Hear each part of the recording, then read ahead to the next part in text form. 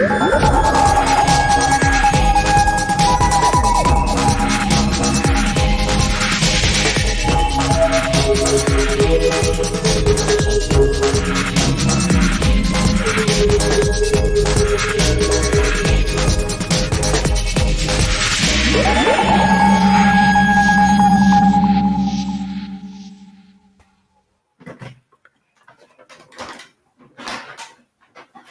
so good. I'm nearly tempted to play it twice. Hello, everybody, and welcome to the Tarda Zone's Classic Who Zone.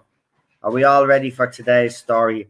I'm still waiting on a couple of more guests. It's a slow Saturday today. I've been the same, so we'll just wait until everybody gets in. There's no rush. It's just one of those days, isn't it? It's nice to have a kind of a slow Saturday and just relax. Just relax. So I'll tell you what we'll do. We'll bring on the two guests that we have waiting because they have been waiting. We were supposed to start at 7, but when I say nobody was really in, I pushed it to another 15 minutes. So we're here now anyway. Let's bring on our guests. It's the one and only Queen Charlotte. Hello. How are you? We have sun. I think that's what's got everybody confused. We have actual sun today. That's what it is. I think that's what it is. The good weather has tempted everybody. Like us Brits don't know how to deal with that. That's it. That's the same with the Irish, man. We get a bit of sunshine, we go crazy, man. It's like lunatic asylum in this country when we get a bit of bleeding sun. And then it's the opposite then when we get a bit of snow, the whole country comes to a standstill. Oh God, yes. My dad's been to Germany and place and he goes, everybody jokes about how bad we are. Yeah, that's what I mean. Like a little bit of snow, we come to a standstill. Countries like Germany, Russia, and all of that, Poland and all get shit ton of snow and they're able to still operate. Airlines work, everything still works. In Britain, it's like schools closed down here. Fucking nobody can go to bleed and work. Buses are cancelled. Well, you name it. It's funny. The last snow, though, in fairness, was justified. That beast from the east a couple of years ago. Oh, where Ireland when we have it that bad, it is just fun. It was that was the last time I seen snow like that was when I was a kid. So it was amazing for me. Actually, Cheryl was in America at the time, and I kept sending her videos from the rooftop. She kept telling me to get in, you lunatic, and everybody on Facebook was saying, you mad bastard, get in, will you? Because it was like there was a full-blown storm as well, and I was outside on the roof taking video footage of all of this. Like she was saying, get in, you mad bastard, don't be staying out of this. Yo, got nearly bleeding. Oh, I tell you, it was mad. It was mad. I had to get footage of it. I got plenty of footage of it, plenty of photographs. Yeah. It was lovely because you never know when we'll ever see that again. So that was the way I looked at it. People might have thought I was mad, but I wanted to document it as much as possible because you don't know when you'll get snow like that again. And to see the satellite photos of Ireland and the UK covered it completely in snow, it reminded me of that movie The Day After Tomorrow. And and for a split second, I shit a brick a bit, right? And then I was like, it's grand. Snow. We've had snow like this before, comes every, it's a cycle. The weather changes all the time. Yeah, but we never prep for it. That's a fun thing. Yeah, we never do. You think we'd learn our lesson every time. And I bet you if we ever had another beast from the east like that again, we wouldn't be prepared again. Wait till you say, it's ridiculous. All the wires and all need updating. You think they do them now before the next major storm comes along. Yeah, but that requires effort. Yeah, but they don't do that. They wait till after the damage is done and then it's like, oh, well, we have to do it now. You know, that sort of... Yeah, we're going to get complaints otherwise. Yeah. Roy, let's bring on our next guest. Sorry about that, talking about snow, but how is everybody? It's a bit sunshine out there, so we just thought we'd cool the mood down a bit. Yeah, let's see what I did there. No, that's not funny at all. Roy, let's bring on our comedian and our local drama queen. We've got two queens on this channel. It's the one and only. Problem being. Greetings. How are you today? Did you get some sleep? Yes, I did. Yeah, all right. Yeah, how's the chat? How's everyone doing? Yeah, good. We're good here. We're good. As I said, a little bit of sunshine, and everybody's gone a bit crazy. A bit more. But think about it. It's going to be extra crazy because we've all been locked down. I tell you, it's a bank holiday. If we have a heat wave summer, we're screwed, man. We're screwed. There's no way, right? If the government tells the people that we have to go into another lockdown, it's going to happen. People are just going to keep going to the beach. They're not going to be told this time. Especially as they can't travel abroad as much as they like to. Exactly. So it's just going to be more. Because I'm seeing the attitude of the people now, even people that were in support of the lockdown, are saying now enough is enough. You know, can't take another lockdown, bad for me mental health and all of that. But that's where we are now. It's a tricky one, because on one hand, we all go out there like mad lunatics. We don't know what will happen. And at the same time, we can't stay locked up for another year, because, you know, it's not good for us all. We need to get out there. You know, we're a mingling species. We have to.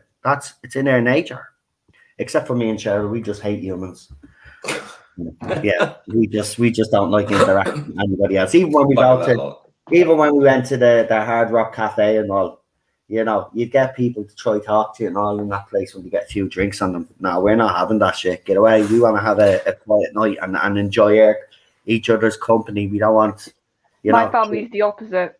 My family are the exact opposite of that. Yeah, and I'm the quiet one. But that's the weird thing. My family is exactly like that. They'll mingle with anybody, but when it comes to me and Cheryl, we just don't, do we? We just don't like it. My parents joke I'm a hermit. And I'm like, yeah, I'm happy to be that. I can socialise with who I want to and chat with who I want to, but I'm not a social Our day out, our family day out, was just me, Cheryl and Ted, and nobody else around us, and just being left alone to do what we want to do. That's it. It's not acting bad. It's just, that's just the way we are. We just, you know, because you look at what goes on social media and stuff. From my point of view, anyway, you know, it's society now and people now. I find it very hard to trust people out there now. You know, it's like there seems to be a lot of backstabbing going on. So, I mean, even trying to make new friends and stuff like that, you wouldn't trust them as far as you throw them. The people are different now, unfortunately. It's not, there's no loyalty out there anymore. You know, there's no, you know, it's ridiculous. I don't, that's why I don't mingle. I just don't like people's stupidity. That's, to not be on a super uplifting episode of The Partisan. Yeah. Well, we're waiting on the other guests. I don't know what's happened, Super John. He could have problems because he does have problems. It could be his internet, God love him. It could be his internet. So I'm going to give him another, what's it now? Where it's 20, nearly 25 past 7. Right? So we'll give it to 7:30. And if he's not here, we will go ahead. Lee, you I don't want to. You tell me in the private chat. You did say that you had lined up a guest. Is there any starting on that situation? I don't know. I haven't really been online. I can find out. Well, in anticipation, I sent that person an email. So if you just want to send them a message, or I can send them a message. I'll do it. Or you could do it. And if anyone hasn't already seen, Teddy's got 2 new videos on his. I did. I told them last night, and I'll say it to them again. Yeah, so you'll see Ted with his little wonky wobble, but you'll see the progress he's made. Listen, a month ago, he wasn't even like that. And a month ago, the way the vets were talking, we were going to have to put him to sleep. And I just couldn't wrap my head around that. But when Cheryl brought him to the vet, was it the second time they said it was a miracle?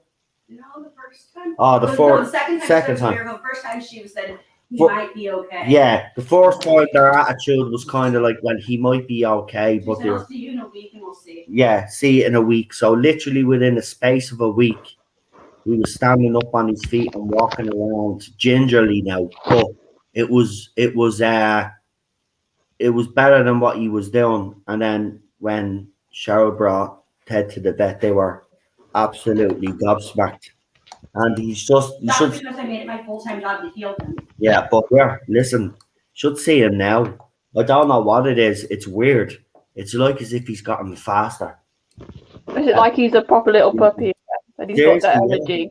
Now, I've noticed about him now, he gets very he gets very needy, doesn't he? He wants to snuggle beside either Cheryl or myself, and he never used to want to snuggle up beside me. It was always all about Cheryl, right?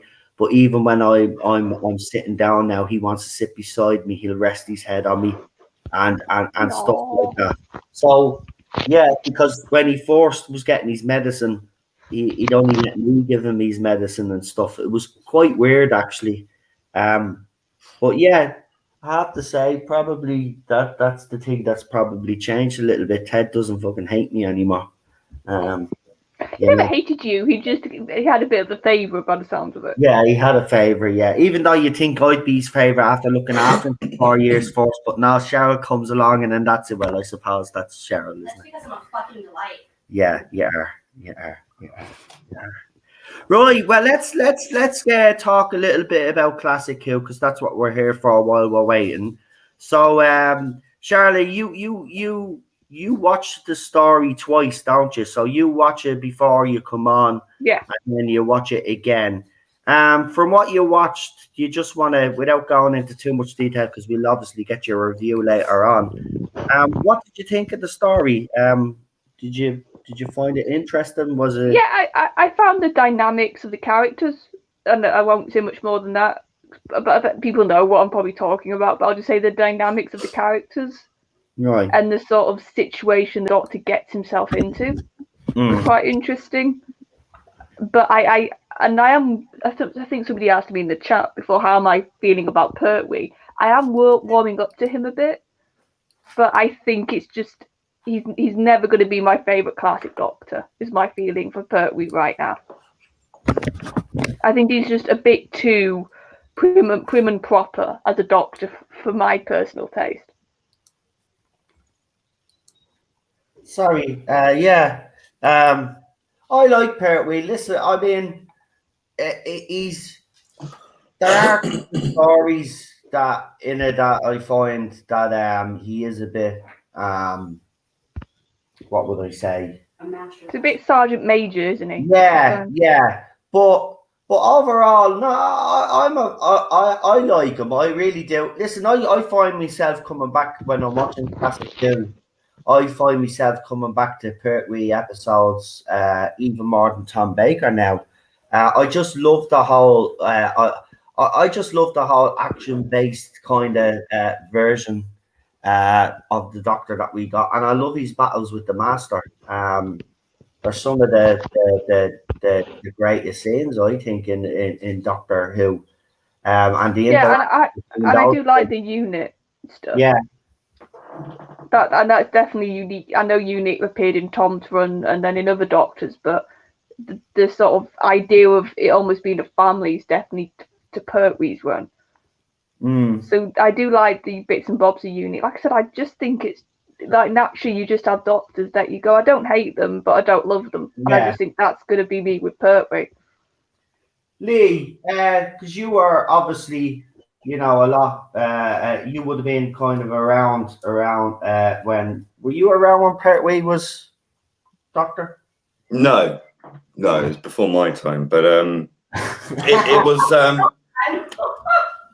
Oh, he's going to so kill you for that. When he was a kid, so I assumed that Pertwee was there at some stage and he remembers. Well, no, I mean, when I had my Doctor Who club at school, we were introduced an awful lot to Pertwee's Doctor, and a lot of the episodes were still in black and white. Well, can I ask you a question then? Because you would have been at that Doctor Who club and all of that. Do you think there was a conscious decision when the Pertwee era came along to make it more a James Bond type of thing? You'd have the good guy on one side, and then obviously Roger Delgado was the bad guy. Do you think they wanted to? This is why I wanted to ask you this question. I thought because you would have been kind of old enough to remember near the end of Pertwee era, because there would have been a lot of things said. Do you think there was a conscious decision to kind of move away from the way the Troughton era was done, and then to bring in, obviously, when they brought in Pertwee, they changed it completely? Was more, as I said, James Bondy kind of. Yeah, well, I think new decade, new colour TV, even though most people in the UK wouldn't have seen this era in colour because they wouldn't have afforded colour TV. But yeah, I think it was, you know, I think because it was very close to being cancelled at that point as well, wasn't it? So you had a decline in viewing figures. So it's like the Doctor Who's gone through this kind of like 3 times, isn't it? So I think they had to sort of reinvent it a bit somewhat. There was definitely an increase in the James Bond property, which was kind of a new kid on the block as well. So they wanted to kind of emulate and get some of that success with all the gadgets and action and all that kind of stuff, you know, and the dinner suit look, which, you know, with the frilly shirt, obviously, and the cape, and the cape, yeah. So you got this sort of action Sherlock Holmes in space kind of thing, except mostly trapped on Earth. But yeah, I mean, you know, I mean, Pertwee is my second favorite Doctor after Tom, obviously. Yeah. And I, you know, was lucky enough to see him play the Doctor on stage at the Wimbledon Theatre when he did the Ultimate Adventure, which was pretty awful. Really, the play itself was a bit cringe, but obviously just seeing him play the Doctor was just otherworldly. It was fantastic, and obviously we got to meet him afterwards, and we were just sort of standing around not knowing what to say because we were all sort of starstruck. What was he like? Lovely. It was after the show, so he was quite tired. Right. But he was very patient with us, and you know, he was very, very, very polite and very nice. And yeah, I mean, he was struggling obviously because he didn't know what to say. And, you know, do you have any questions? And we're like, and yeah. I do. I have to be honest. Over the years, I've gotten I'd agree with you. He's in my top 3 Doctors now. Definitely. He's a great Doctor. I love his Doctor. I love his stories. You know, even the ones that aren't so great, you know, I can tolerate them because he's in them, and I think that's a testament to his Doctor. I mean, it's the same with. If we flash forward to the Peter Capaldi era, like, let's be honest, we all love Peter Capaldi's Doctor, but his stories aren't that great, you know. Yeah, there was some stories that weren't great, but because he was the Doctor, he elevated them, and you know, you watched them because he was the Doctor. So I thought, I mean, look, obviously, Charlie, you're coming from a different point of view. You know, so I mean, I understand where you're coming from, actually, totally. But I guarantee you, as we continue the Pertwee era and we start doing more of these stories, you'll change your mind. I know you will. This is what these men do, right? When they took this role, you know, they inspired young lads, and they inspired young girls to be better people. And Pertwee's Doctor was all about that, for being better, try to be better people. And you know, that's a good message. It's a pity we don't get messages like that anymore, but there you go. Right, I don't know what's happening. I think we'll just have to start. What do you reckon, guys? Oh yeah, and whenever they pop in, we can just tell them what episode we're on. But it's only 4, so it's not. Yeah, I'm watching it on the DVD, so just give us a second there, because you know the way. I don't know if it play. Oh, it does play straight away. I'm an idiot. Right, give me a second to rewind it again, because, you know, being an idiot. Right, I'm ready. I said I've got it up on that website, so I'm ready. Right. So, who would like to do the countdown? Who wants the honors? Do you want to do that, Charlie? You always do it anyway. Why not? Go ahead. I think Lee would be disappointed if I didn't. He seems to quite like it. Yes, I agree. Concur. Right. So start from 5. So 5, 4, 3, 2, 1, go. Go.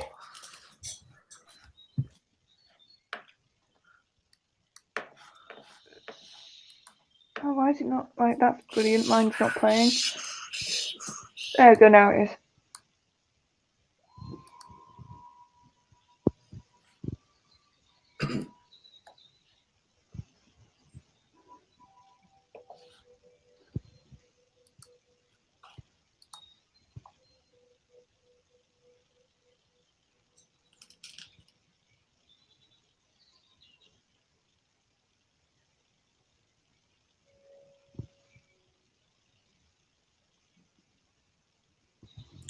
It's like a rubber chicken in space, isn't it? God loved them. And our budget. Oh, yeah. But in fairness, though, I say the budget for the Pertwee era, because look at all the locations and all they filmed on during the Pertwee era, though. I mean, there was some good locations, and they also used the British Navy at one stage.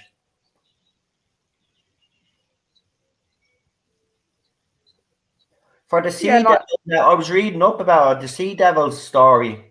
They actually got the British Navy, so like that was a real submarine and stuff. Madness. Like even back then, that is awful. See, things like that, right? I don't think fans would mind if the effects were updated. Yeah, for the Blu-rays. Like that looks like what did you say it looked like? Rubber chicken. Rubber chicken in space. Oh, now we have some of the monsters. Look at that. Big letters, top secret on the fucking file. Well, you can't claim you didn't know it wasn't top secret. It's classified. No, and it's like you sort of said, Pertwee's era is where he technically doesn't have a TARDIS. So they probably knew, they were like, we don't have the TARDIS, that's our gimmick. It's not a gimmick, I suppose. That was the setting for this era. So they probably made them have to do more location shots to sort of justify lacking in something, being technically earthbound. Well, let's be honest, it worked. Yeah, I know it worked with Pertwee. That's one of the things I don't have a gripe with it. I don't really notice it until somebody brings it up. I go, oh yeah, he didn't have the TARDIS working, and he was technically on Earth for all of his era. There she is.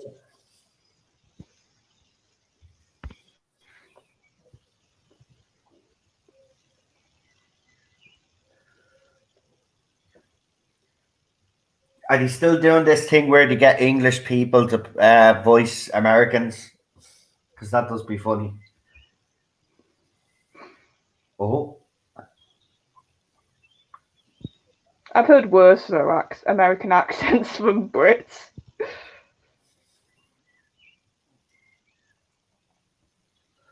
He really doesn't like officious buggers, does he?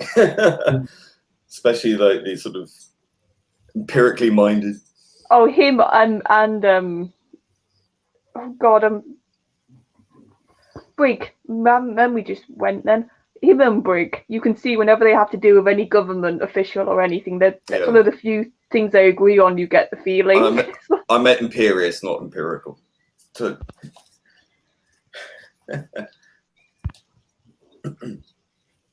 yeah, he actually watching this bit with Pertwee did give me Capaldi vibes, like the way Capaldi's doctor would just not suffer like fools, and the way. Oh, undoubtedly, Capaldi based a lot of his doctor on Pertwee, I think. Oh yeah, but watching this, I really saw what Capaldi took and did for some of his early stuff in his run, with the sort of, like I said, that almost, like you said, sort of high mighty, but not too high mighty. Almost, it's a weird, it's a fine line, isn't it? Homage. Yeah. No, it's like I say, that's what I think both. Because to be honest, people like say with Tennant they can see the classic Doctors, and I don't see a lot of classic Doctor in Tennant. I see it way more in Matt and Capaldi. I agree, actually. Tennant's Doctor was very much his own. I do like Tennant's Doctor, I'm not gonna lie. but I prefer Capaldi, Smith, and Eccleston over him for some weird reason. I don't know. I didn't like his kind of his romantic doctor. Didn't like that crap. Didn't like it. Season 4 is my favorite because there's none of that. And season 3, it's underrated. Season 3, but I like season 3 as well. Even though Martha is in love with him, he's having none of it this time. So I kind of can accept that. But then she goes through all she goes through to save him. So, you know, I respect her for that. Yeah, but no, it's like that with Matt. Like you sort of say, I say I see the Troughton, and the way I would explain with Matt is it's an updated Troughton. You can see what he watched when he did go back and watch the classic, and the bits he wanted to mine from Troughton, and then he did his own spin. The same with Capaldi. You could see the bits he loved and wanted to sort of. All we needed was Matt Smith to say, "Oh my God." Oh God, yes! No, I've seen more of Pat. That would have been so good.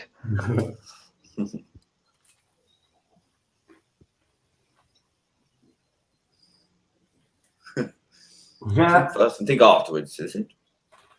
Well, that's what happens a lot. He's an idiot. He is a plonker, this guy, though, isn't he?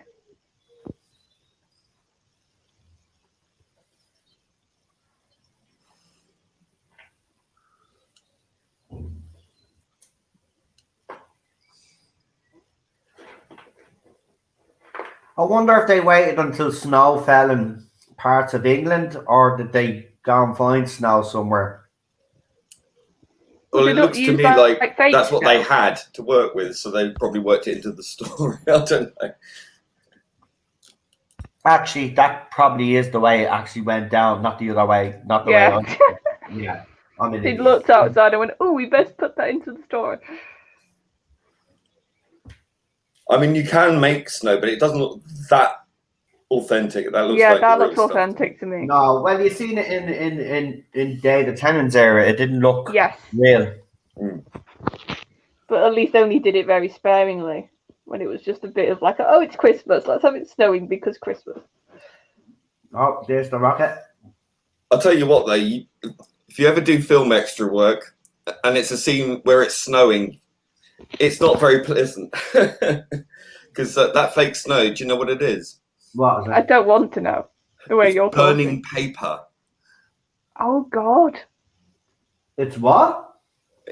It's like a fibrous paper that they set fire to and waft it, so it just flakes off. It's horrible. It smells of smoke. It's nasty.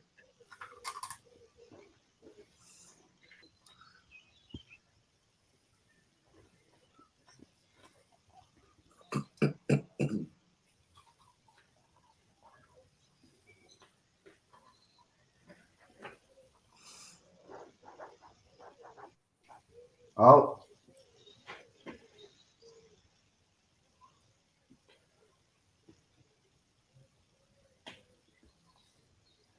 And you've sort of got the what word? I said my memory's just melting today.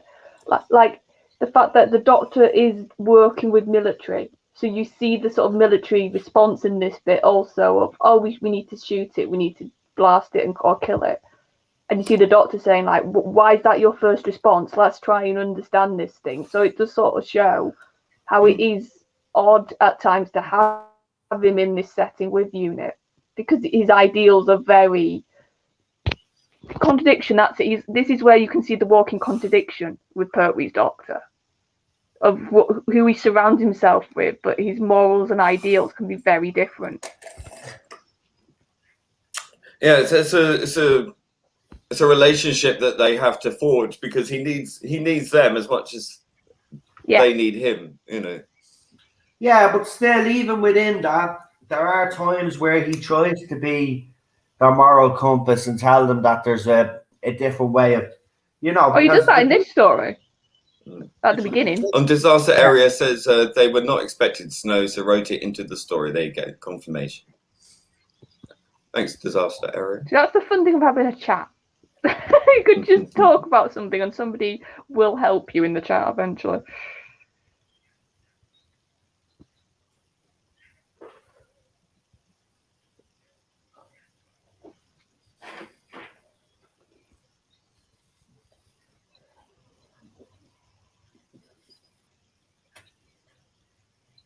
It looks could kill from the doctor right now. Yeah. He'd be away Like, for 30 he's years. just there like this, like, I so want to hit, like, Right. silly little man.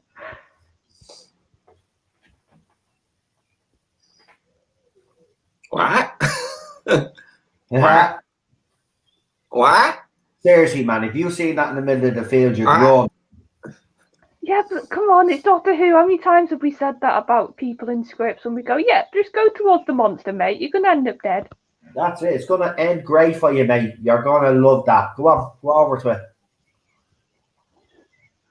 But, oh, it's smoking and it's just randomly in a field. Let's go closer. Oh. There you go. You're fucked now, mate. And also in my head, this guy has a Yorkshire accent, so that makes it funnier. That's quite terrifying, really, isn't it? Well, it would have been, yeah.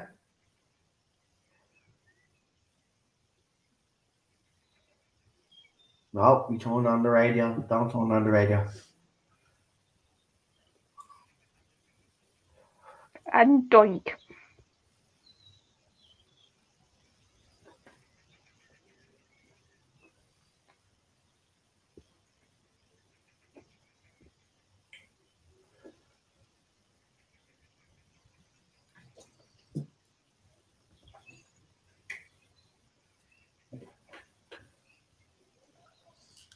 Intelligence atypical.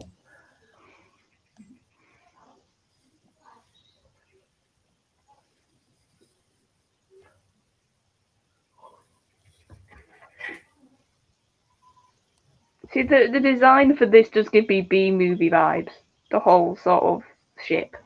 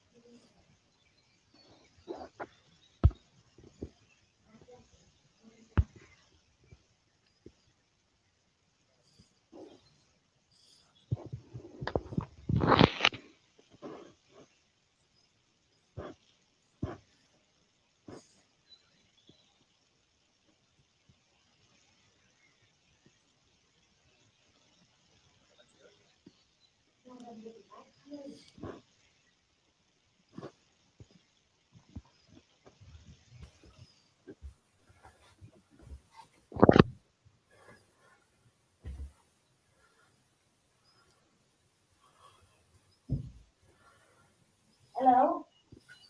Are you all right? Yeah.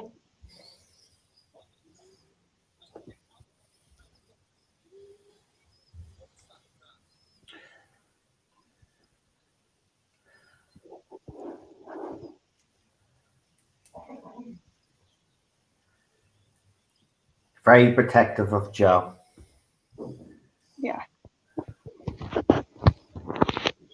Even though she never really listened to like all companions, they never fucking listen.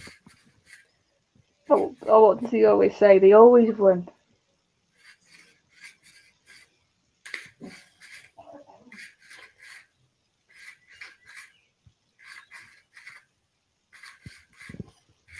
I say that would have been freezing. Because imagine when they're setting up these things and the props and stuff, they're probably all standing around waiting.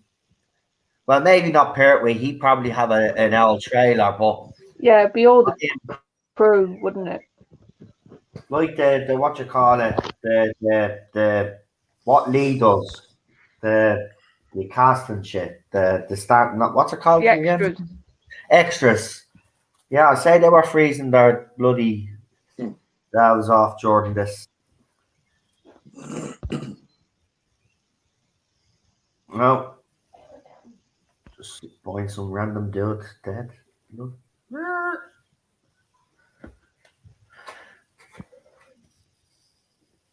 Don't touch him. Now, why would you go and do something stupid like that now?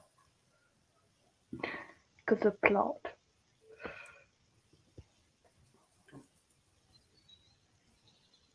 I just love shouting at the screen though. I used to when I was watching Doctor. No, don't do that. Oh, I do it. That's a sign that I'm into something. Especially when it was the Moffat era, I was always screaming at the TV, "You can't do that! What are you doing?"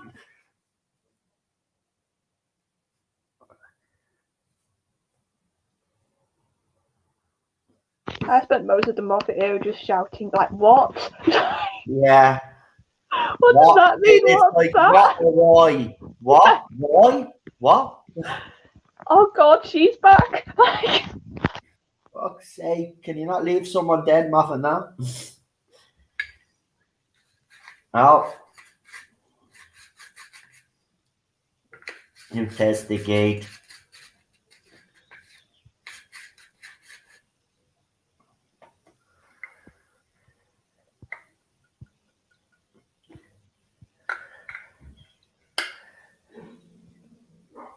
Oh, Ted is off barking again. There must be someone outside. He reacts to the least little thing now, though. Do you think though they were trying to be like a bit psychedelic with some of this stuff and Yeah. like a bit? That's what gave me the vibes of.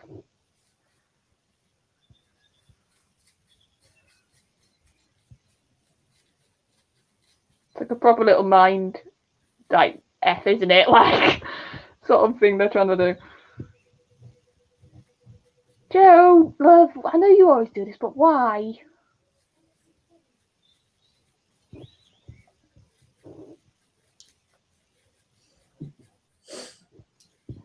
They look like lobster claws.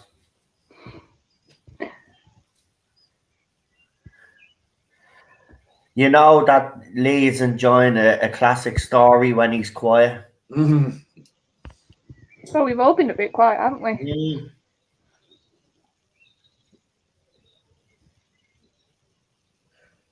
No.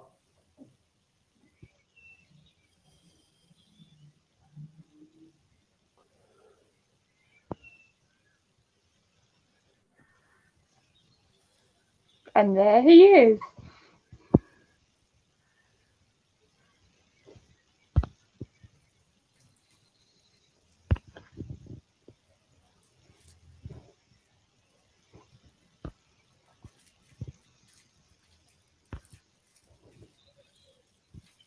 Oh, my co-host has just popped in. Hi, mate. Hey, Daniel. Hey, legend.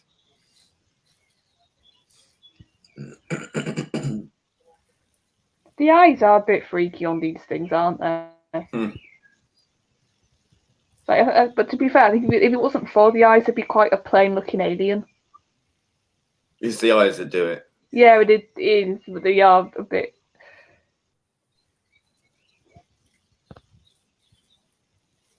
Those wigs must be itchy as hell. Yeah. Well, that and it looks like they've literally sprayed paint the gold on, doesn't it?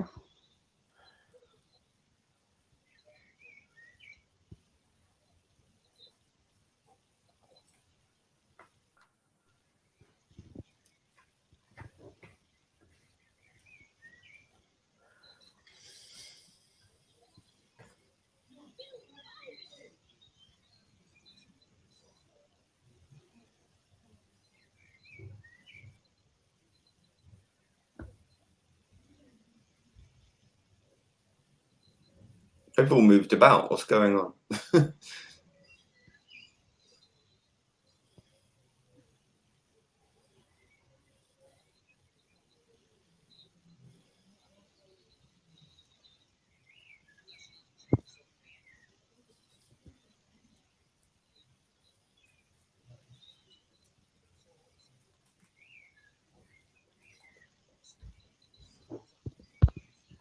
Ooh.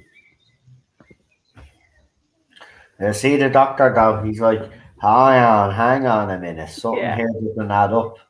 It's like this is too good to be true. I think the doctor's very much, because that's the sort of, if we were going to say a bit of the political part of this story, it is to do with, isn't it, greed and resources and just how humanity, if it gets given something on a plate, it won't think it through at times, and it will just take the easy option.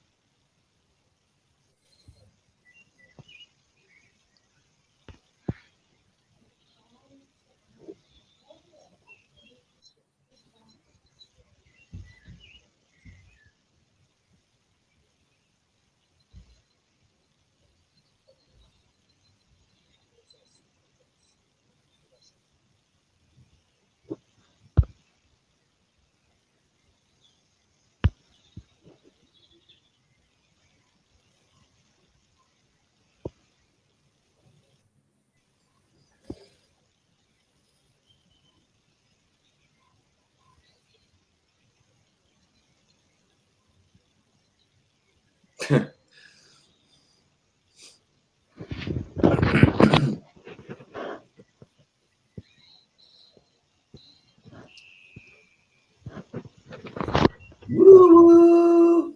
Dig.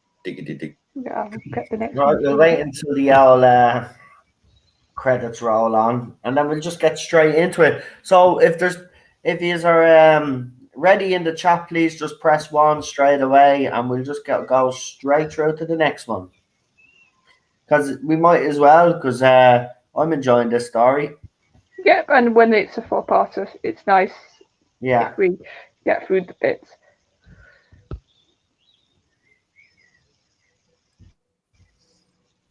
Oh, joke! Don't say that.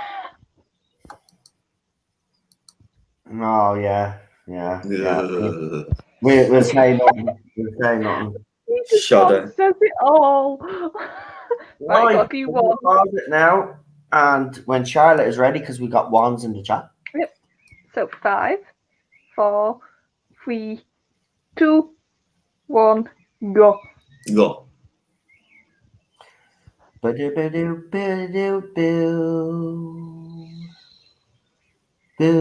know what? I wouldn't mind actually. Do you know how they haven't really animated any of John's stuff because they haven't had to? I would just love it if they just had to go animated like all the dot 2 titles just for fun.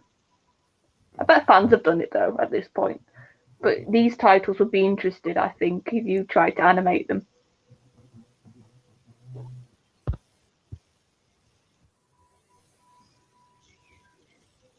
Episode 2. Hi, Dan. Nice to see you pop in, mate.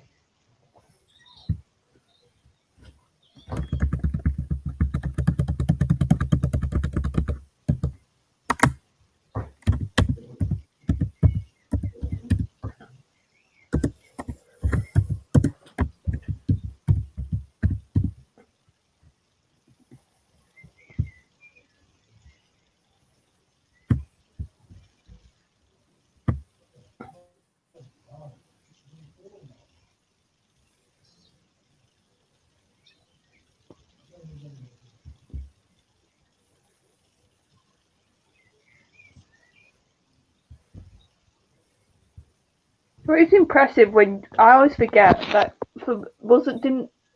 words are hard. I also forget, didn't like Kate like not be able to see for half of this stuff. Like she needed contacts. And isn't it when you look at it, you go, God, you never would have known that she had those sight issues. No, you wouldn't.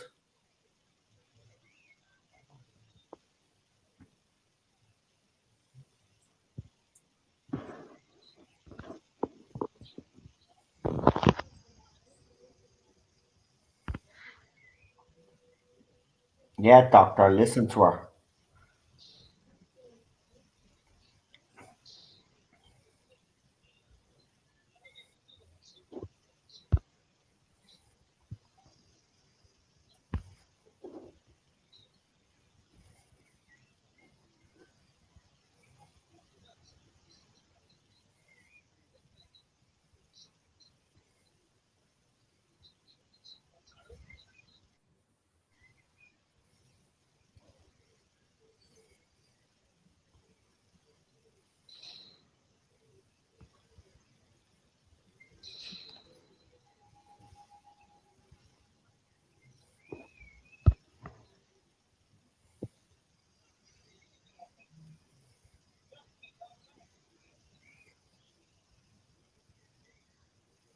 Yeah, Jules, apparently, like I said, you wouldn't know she was that bad. She was doing these scenes like there's no squinting. She doesn't like shy away from any physical thing. She puts herself properly into it.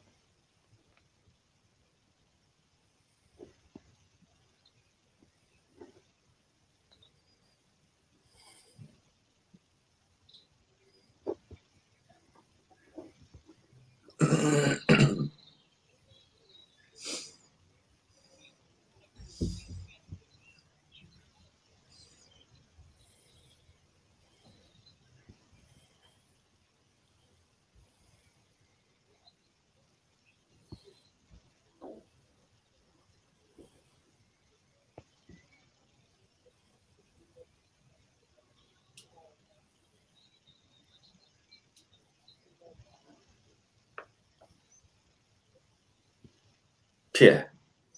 The master always trying to get himself out of situations he puts himself in.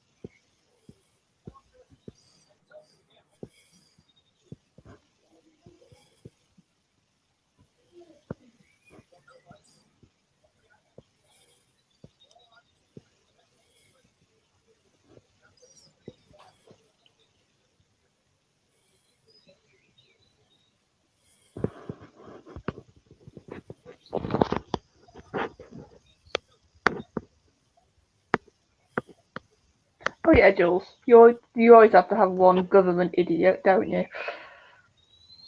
You just think, yep, I'll just think for myself or power or whatever it is.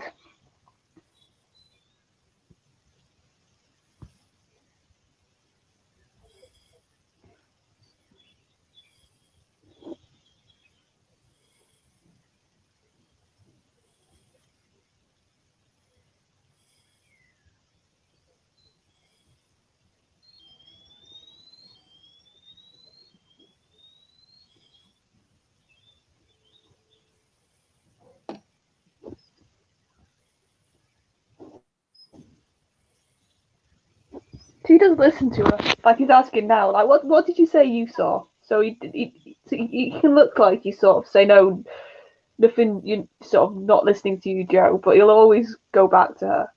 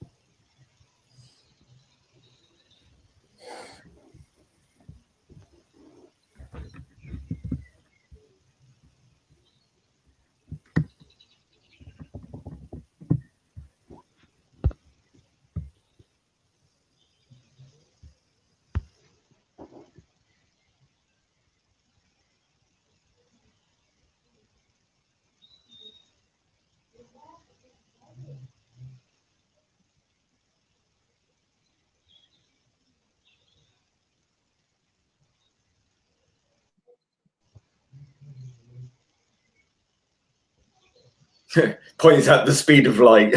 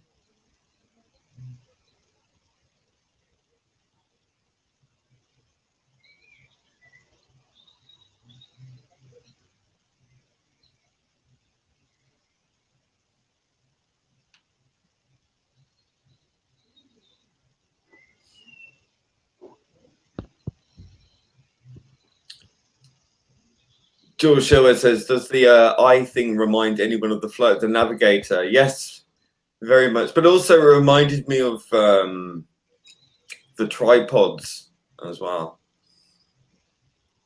Yeah, it's like I said, this has got a real, to me, just the whole design, sort of B-movie pulp sort of feel to it, with the colours and the way a lot of the ship is.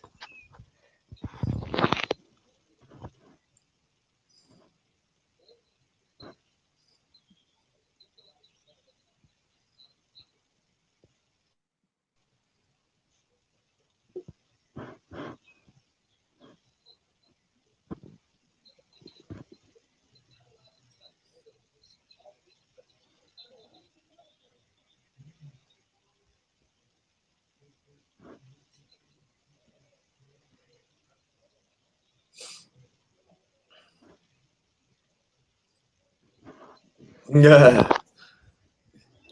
Dealing with intellectual inferiors is just so Oh yeah, this is to be fair, this is when I like Pertwee's Doctor, when he's more like just like trying to deal with idiots. You can tell in his head he's like, I'm just surrounded by idiots, just trying to start, and the sort of impatience.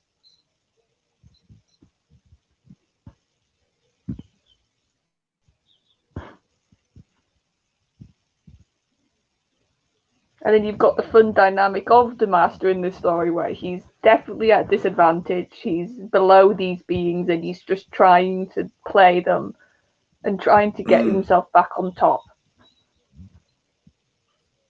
And that's another thing that I honestly think maybe one of the reasons why I'm getting like fed up with the Master in current, just in general, is they don't really play him like that a lot now. He tends to be the big criminal sort of mastermind, big bad villain, and I'm like, if you look at classic era, he was almost like the underdog in a lot of the stories he was in, and he sort of used. Well, yeah, he was always sort of playing second fiddle to the Doctor, and it was much to his chagrin, you know. But nowadays he's just, oh, look at me, I'm bananas, I'm gonna but I'm just crazy. beyond just the crazy thing. I do think it's the bit of they always seem to put him like as nearly on top. It's like they've done a flip of that dynamic. That the Doctor's usually the one working like 2 steps behind and is the one trying to race up to catch him. When you actually look at classic era, that wasn't what the Master was like. He was usually, yes, he would have moments when he would be on top, but that wasn't the majority. He actually a lot of the time was. Like he was doing every scheme underneath the book. He was trying to use every manipulation, but he sort of always lost. Yeah.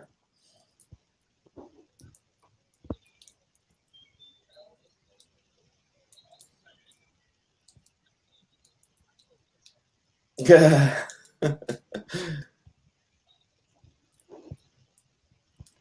Just do as he bloody says. He's a scientist. They never listen. No, never bloody listen.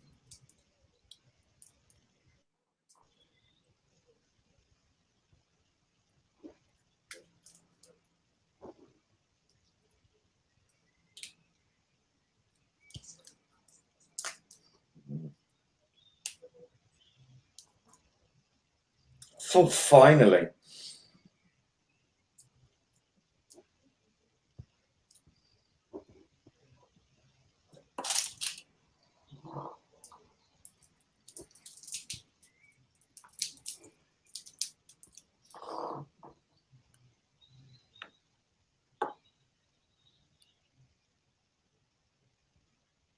Is anybody else getting All Creatures Great and Small vibes from just all these shots of like fields?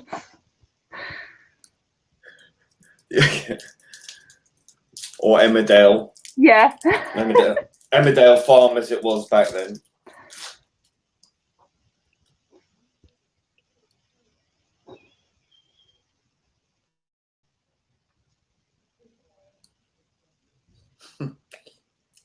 Looks like he's about to shit himself, isn't it? Just a bit.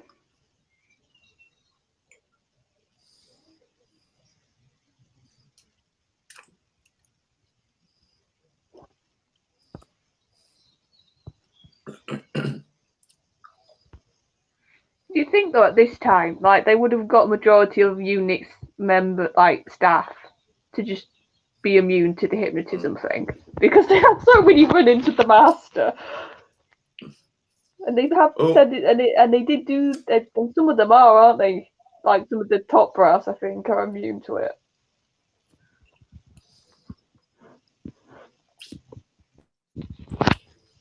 Come on, Doc, get up.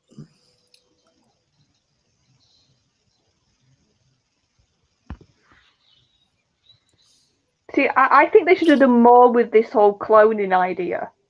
I really think they missed a trick. Like, when they were all in the ship, have it be that the ship secretly like cloned like the brig, like quite a few of them, and then throughout the whole story, you're trying to work out whether it's a clone or the real thing, and sort of have that as a bit of a danger element. I thought that's the usual trope, isn't it? Because whenever you get a clone situation, you always end up with like, which one is the real one? Well, I think the story would have worked with that. I do. I just think it's a really cool idea that they sort of maybe that's why they didn't do it because they thought it was a bit tropey. But I think it would have worked. Well, they did do it with that little thing where the Doctor's about to put the real one into the particle accelerator and then realise it wasn't the right one.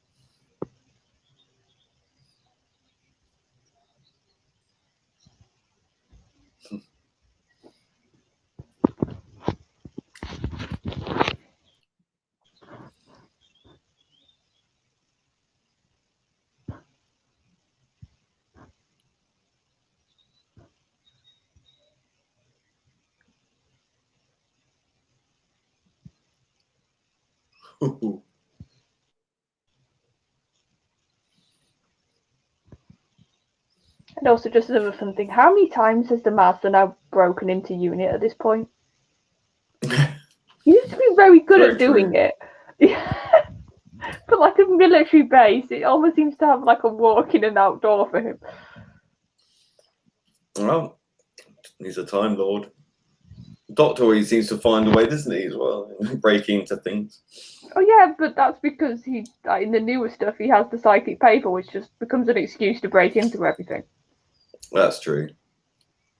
Yeah, before he just relied on his wits. Yeah. I hate these Deus Ex Machina things. And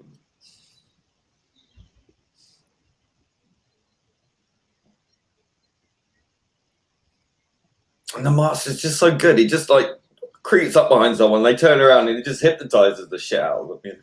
Yeah. Right. There's still You're just gonna big do what I want procedure, you to. is there? Just look in my eyes and now you're mine.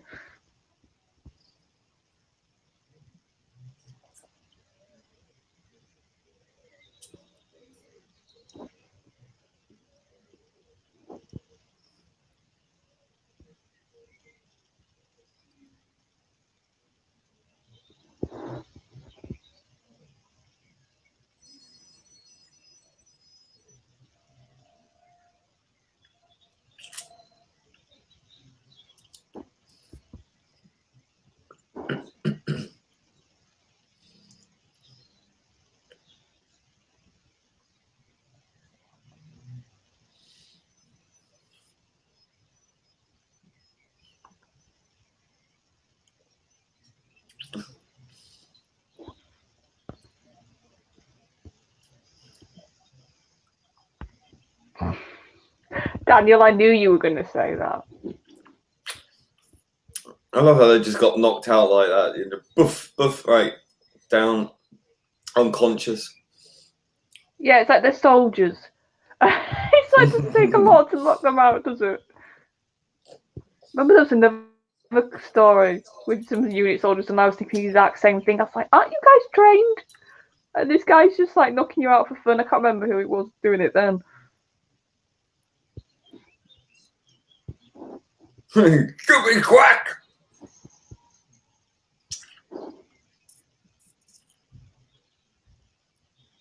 Ooh.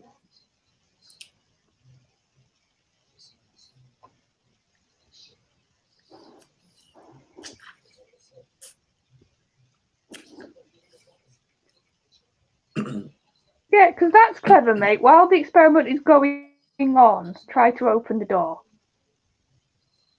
Sorry? No, I was just saying he's an idiot for trying to open the door.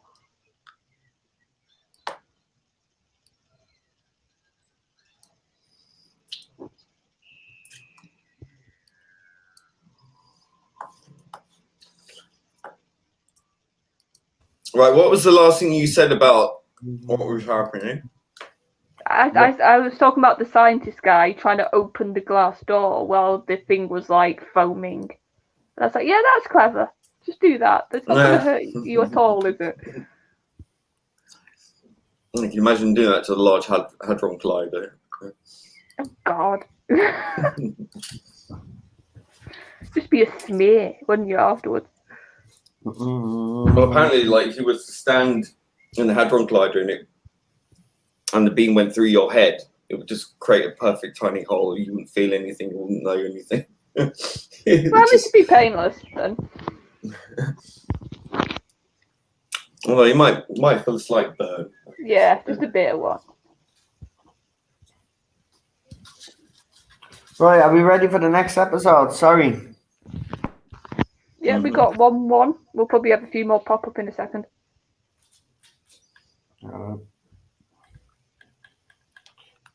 Right, I'm ready to go when you are. I am as soon as. Do you want me to go now? I only see 1-1. Give them a couple. Oh, there's another one. Yeah, It's go because ahead. Yeah. Yeah, we said it's the fun of delayed reaction on the stream, isn't it? So 5, 4, 3, 2, 1, go. Oh.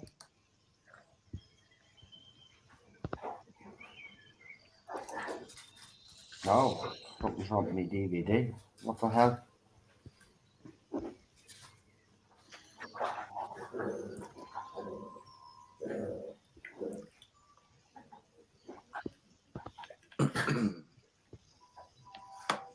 I can hear someone's. I've got everything muted on my laptop.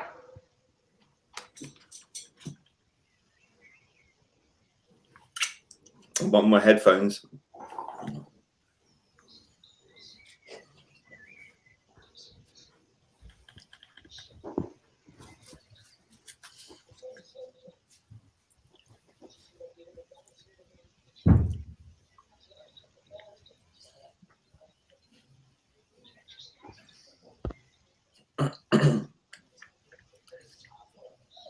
Seriously, man, I can hear someone. It's very loud, man.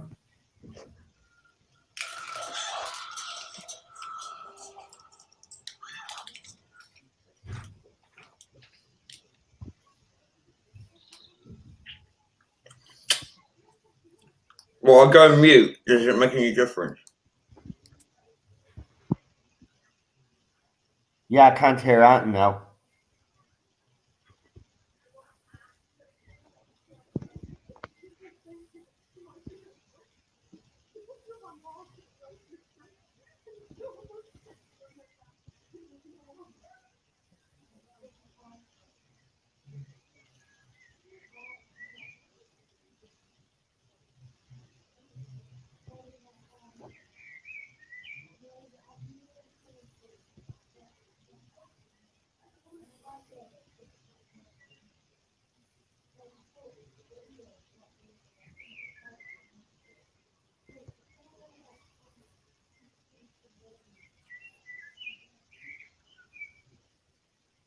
I love that. He's got a gun aimed at him and Briggs just smirking.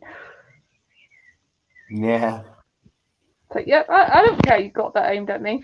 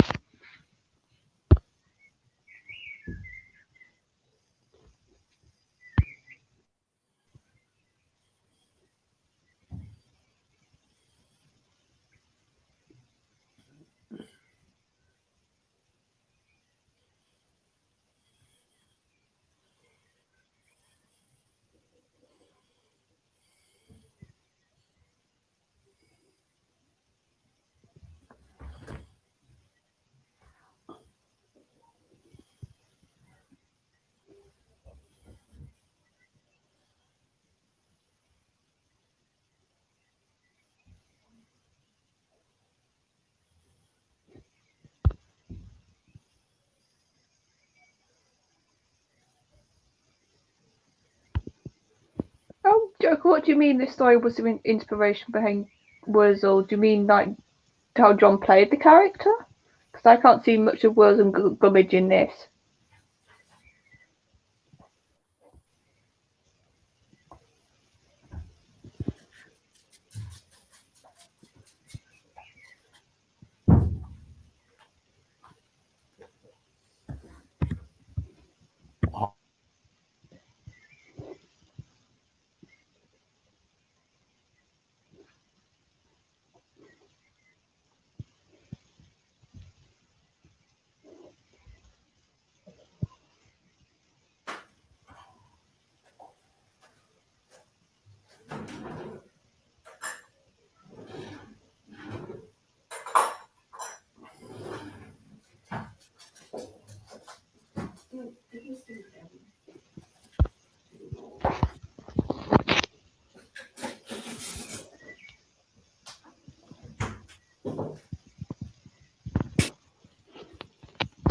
Oh, there's no birds tweeting in my end, Chris.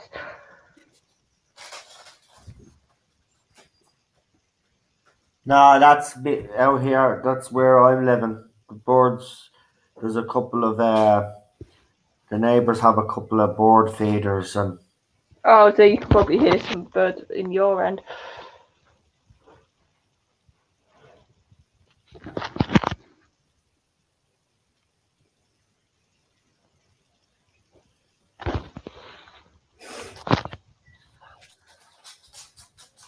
And here's now the story about all humanity being greedy.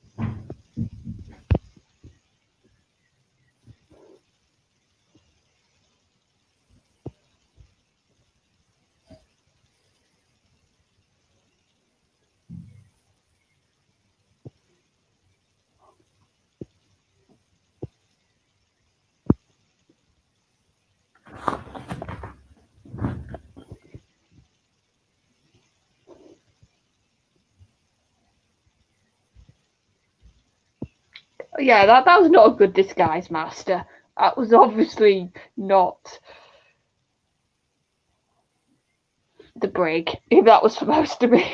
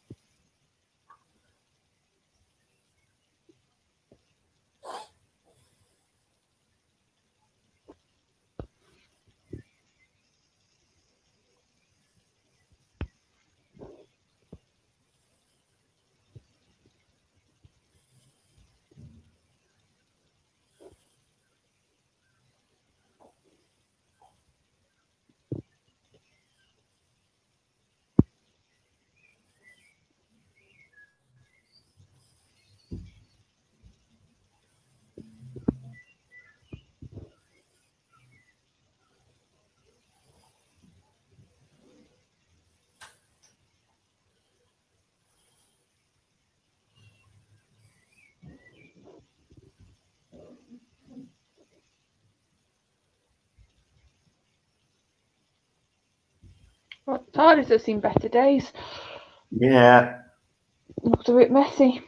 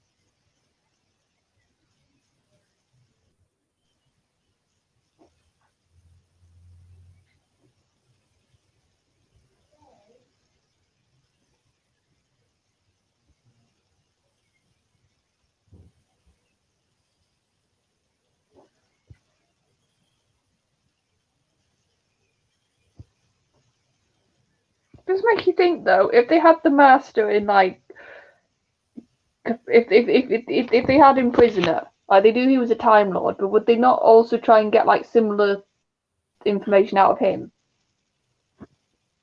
That was what I was thinking watching this.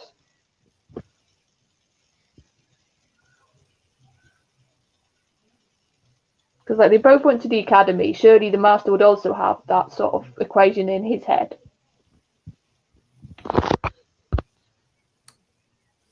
Quite likely. So it's like, why talk to the Doctor? Would you not have already tried to get that out of the Master? Because it makes sense. Like if that's the thing, that if any villain gets the power of time travel, it's usually bad whoever does it. So that's why the Doctor runs. I've always thought that myself. That's why he runs so much, because he knows that if other species got his brains or intelligence or whatever secrets, they could just cause devastation.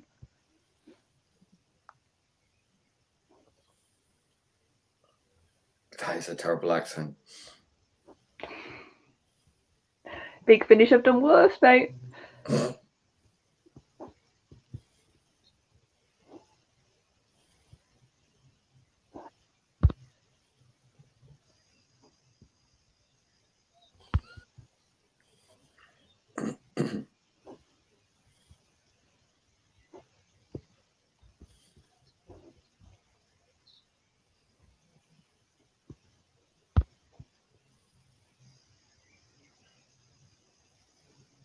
Oh, that's a good point, Jules. Maybe they tried and he wasn't being helpful. That could be a possibility.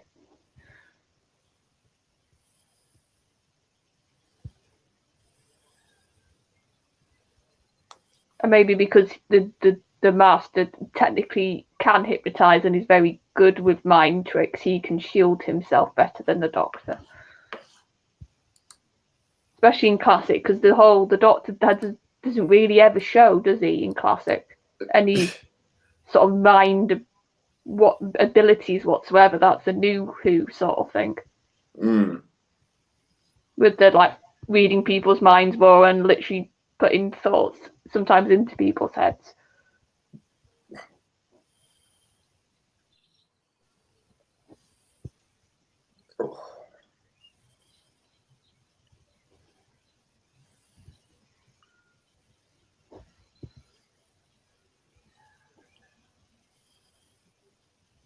Whoa.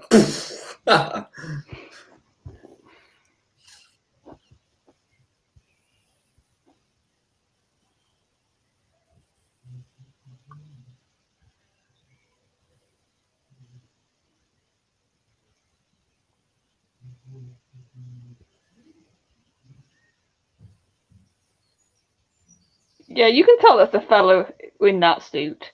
The way they're walking there. Somewhat, yeah. It's the fact that, you know, the first one blew up, you know, the other two just sort of went pow. I like Jules, what she used to say, big sumo costume alert, very scary. Just like a bit like a sumo wrestler gone wrong, doesn't it?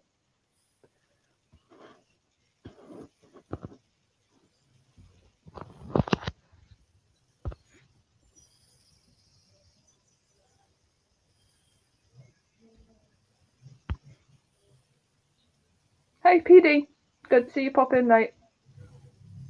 Hey, PD Rich. Hey.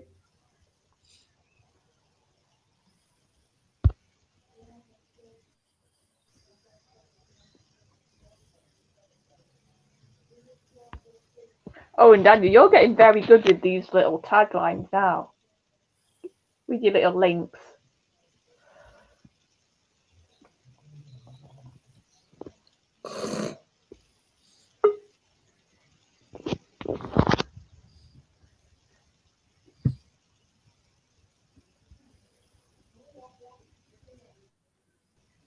Hey, Balstrick. Do we have it?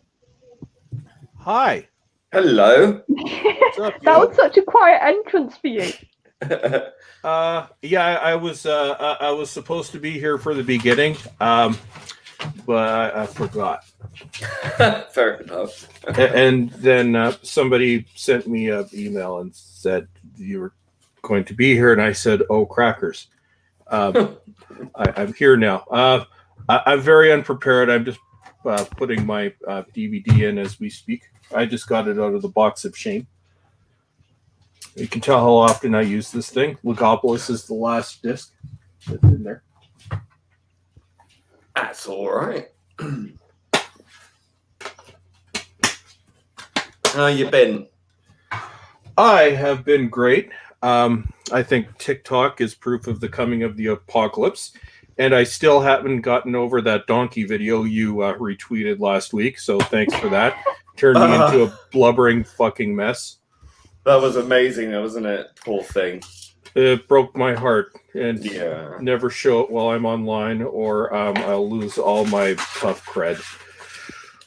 Oh, that was something else, that video. And then there was the one of the fat girl yesterday. And Oh, then, God, yeah. And then the one of the girl that was happy to get an abortion. Yeah. Yeah, TikTok is horrible. That's why I don't have a TikTok account and never will. Yeah, TikTok is socially engineering Cancer. CCP cancer, I feel like. Have you Yo. noticed though, every new like social media thing, whether it's like Facebook, Twitter, it just gets worse with the type of people that use it. Hey, Charlotte. Yes, it does. Well, I think Tumblr became TikTok, but worse. Okay. So I'm starting episode 3. What time frame are we at? I'm on 18 minutes past in the 3rd episode. I don't know what the lads are on. 18. I'll go 18:11. Oh wow, I am late. But But you're here now, Balls. That's all that matters. It's okay. We can talk about things and stuff at the end. Yeah. I could So, not like, find my special edition. 1930. Oh, and one thing, since we're right at the end of episode 3, you have Canada to thank for the fact that you have episodes 2 and 3, because these were both discovered at TV Ontario in Toronto. Well, not discovered, unlike the BBC, they didn't torch all the Doctor Who they had. So, as a Canadian, for what we're watching now, you're welcome. Thank you very much. Well, that's the crazy thing, though. If it wasn't for like outside broadcasting, we would have lost so much of classic Who. Mm. A lot of people don't realize this, but John Pertwee was actually within the BBC. His first 3 series were almost completely lost. It was reconstructed thanks to TV Ontario and PBS in North America, because we know how to run things and we don't throw anything out. It was on video, wasn't it? And they had, some of it was in black and white. They had to recolorize. Yeah. Well, some of it was off-air recordings, because some of them the BBC had requested back. But this is from the original broadcast NTSC master, which I'm hoping the Blu-ray, which comes out next week in Region 1, since NTSC and PAL doesn't matter in HD, they just remastered the TV Ontario versions.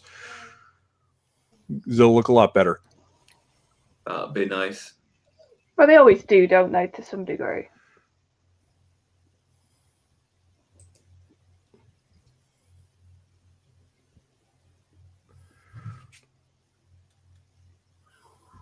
So when did the BBC stop having that stupid policy about like chucking out stuff? In 1977, after Ian Levine on a studio tour saw what they were doing and publicized it, and they stopped it after that. So he shamed them basically to stop. Yeah. Okay, that makes sense. Well, they stopped that day. They literally had an incinerator, and all of the Daleks, which has never been found in any other form, was due to be torched that day. And did it get stopped then that day because of Levine? Yep. You said. Yeah, so they were about to torch them, and he said no. So it was just like, it was pure luck. I thought they reused these things, not incinerated them. Like they no, by the 70s they were short on space, so they started incinerating the older tapes. Fucking hell. Because the BBC is fucking stupid. Yeah. Well, that's not changed, has it? At least that's one constant. Well, the thing was, they had lots of room, too. Because by that point, they'd shut down Lime Grove Studios. I'm like, just get it. No, actually, no, the environment in there probably would have torched them. But I'm like, your government, just lease a building somewhere, you idiots. Yeah. Yeah. Just get a warehouse and just lease it. And the only reason you don't have any of those lost stories still is because Doctor Who wasn't shown in North America until John Pertwee's first season. Then we would get the earlier stories after the fact. But yeah, if not for PBS and TV Ontario, you would have almost nothing of Pertwee's first 3 seasons. Was that not really weird in America then? Because obviously in Britain, the show started with Troughton and Bill, so it was black and white. But the fact that in America, then you started with colour and then you saw the black and white. Actually, the funny thing is, a lot of stations would show Doctor Who in black and white, which is why the tapes that were discovered were in black and white and had to be recolorized. Oh, that makes sense, actually, yeah. I forget that colour was like a stage thing, wasn't it? It wasn't an instant thing people had. Yeah. Well, it took off in America a lot sooner than it did in Britain. I mean, even though Doctor Who was in colour in 1970, the amount of colour TVs sold in Britain were pretty non-existent, I think, at that time. Very, very few people had them. I mean, Americans had color TVs for at least a decade or so before, or something. I can't remember. Early 1960s. That's why when you look at things like Batman, the classic TV series, and the classic Star Trek series, you notice that the color on them and everything shot back then was really exaggerated. Yeah. And Star Trek specifically, it was on, I think Batman was too, but it was on NBC, which owned General Electric, which made color TV sets. So they were so colorful just as an ad for it. And goddamn Bitdefender, I'm not restarting my computer.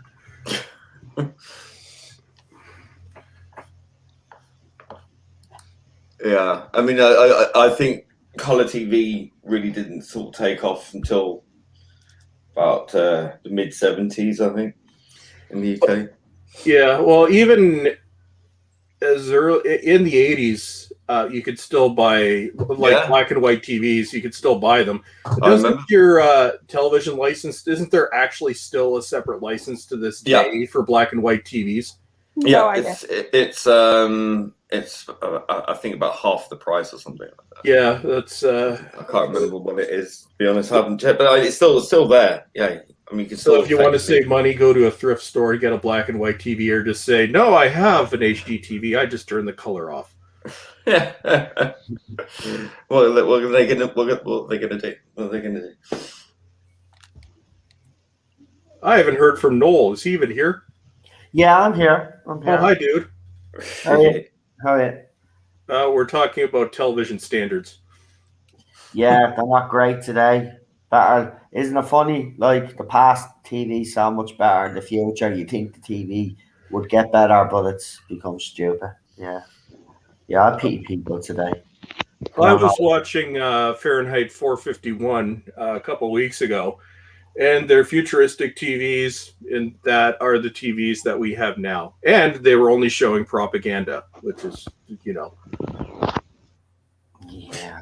We don't have that nowadays in the slightest. No. Doesn't happen.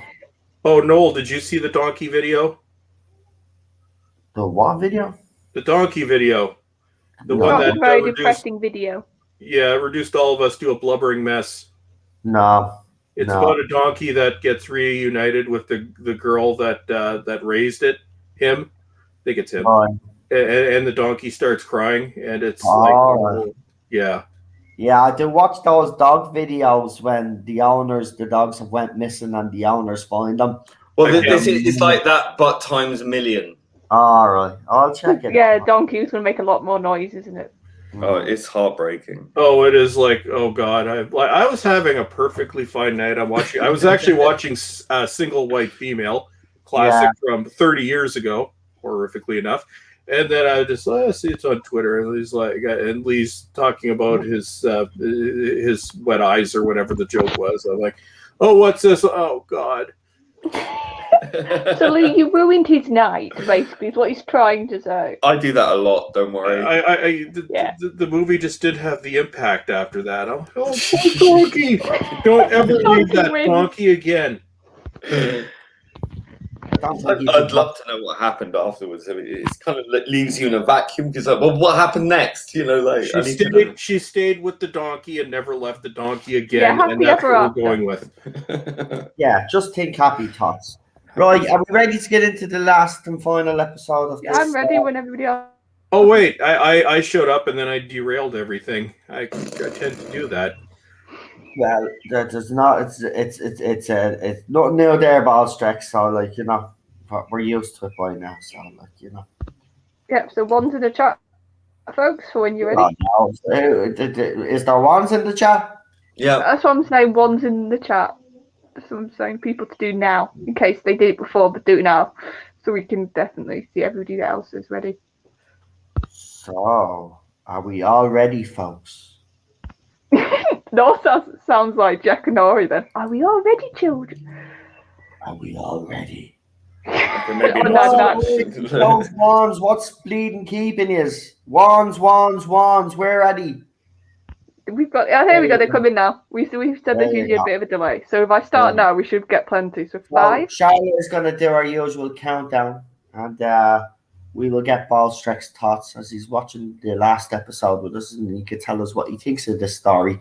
So go ahead, Charlotte. Yeah. So 5, 4, 3, 2, 1, go. Go. Bibidaboo. Oh, come on. So you'll notice that the quality for this episode is different because now we're back to the only 2 existing PAL tapes, the 2 that they accidentally didn't torch. Well. And see, when they put Doctor Who out on Blu-ray in Region 1, it actually does make a much bigger difference than it did in your neck of the woods, because if you didn't know, PAL is actually higher resolution than NTSC, but a slightly slower frame rate. Yeah. So your TV until HD, but your TV was always better than the crap that we had. Yep, that's true.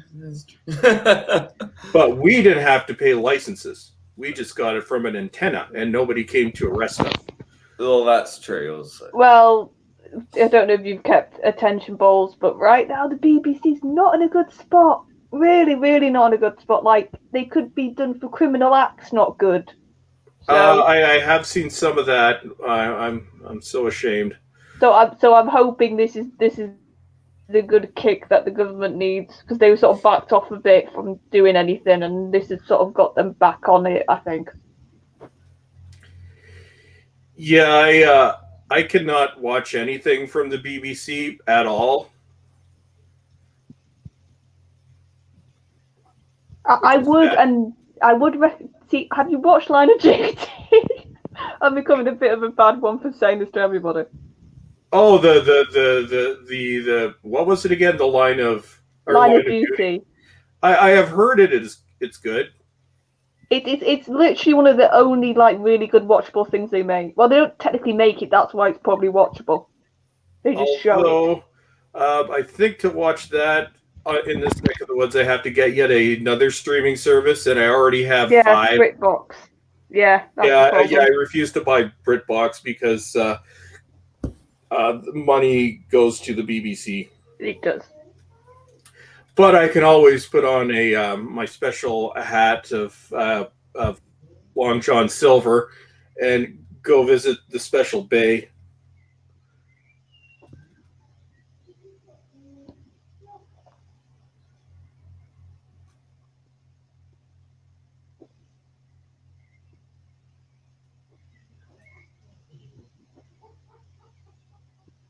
Come on, Doctor. Why don't you use your thingy? God, I cannot speak tonight. Your fighting moves. It's kind of like that every day. What I like about this story is the whole thing is like an acid trip. Oh, so this is very psychedelic, isn't it? A lot of the images as well, and the sort of weird shots. And it was filmed in Dungeness. And another fun fact, during one of the episodes of The Thing, which shall not be mentioned, that did its 12 bad thing last year, Country File was revisiting Dungeness, and Country File got significantly higher ratings than The Thing, which shall not be mentioned, on a first-run episode. The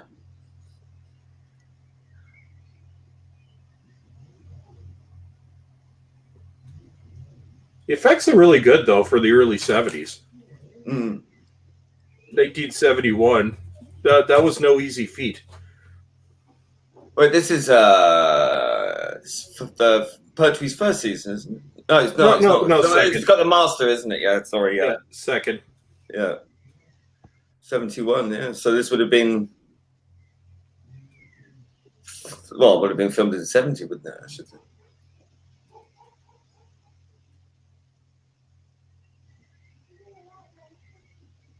See, I actually love the mono sound of these early Pertwee episodes where it's flat, but it gives it, I don't know, a certain vibe, which you lose in the later seasons. I'm weird, but I just find it gives the show so much character. No. It's an interesting thought.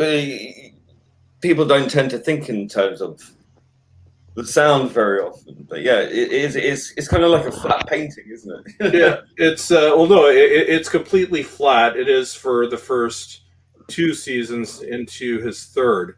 Mm. But I don't know. I've always liked that aesthetic because I don't know. I'm weird. It's all in the center, And with Pertwee, there are actually some episodes that I will only watch in black and white because that's how I remember them. Mind of Evil being one of them. Really? Yeah. Mind of Evil works so much better as a black and white story. Ah. Try it. I'll have to give it a whirl. Because as I said earlier, before you arrived, that when I was at my school Doctor Who club, they were still missing Pertwee episodes, so we watched some in black and white. And telly snaps. There were telly See, snaps. that's such an odd thing for me because I just naturally, when I think of black and white, I think of Troughton and Bill. Yeah. It's Mind of Evil was only available in black and white until it came out on DVD in 2013. Oh God, did it take that long for it to come out on DVD? They had to recolorize the entire thing, so it took them years. So it was literally the second last release to come out. Oh, Daniel, never say amazeballs. Like, no. Amazeballs. Yeah, no. But Daniel saying that. No, mate, doesn't suit you. Not but you both, Daniel in the chat.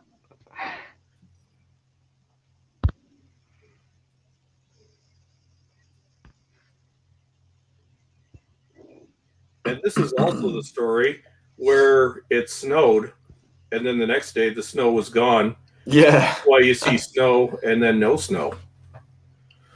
Well, that's why they wrote into the script, didn't they? They had to because it was inconsistent. It was right in between scenes, suddenly no snow. I love the guy with the chicken. It's like random. Making me hungry. I know. No, he went to fucking KFC and got himself a bargain bucket, Brigadier. It doesn't have the KFC death skin. Yeah, dead skin edition. It's been left out in the sun for 3 days. And that was from an actual live chicken, not a YouTube, whatever the hell KFC is doing.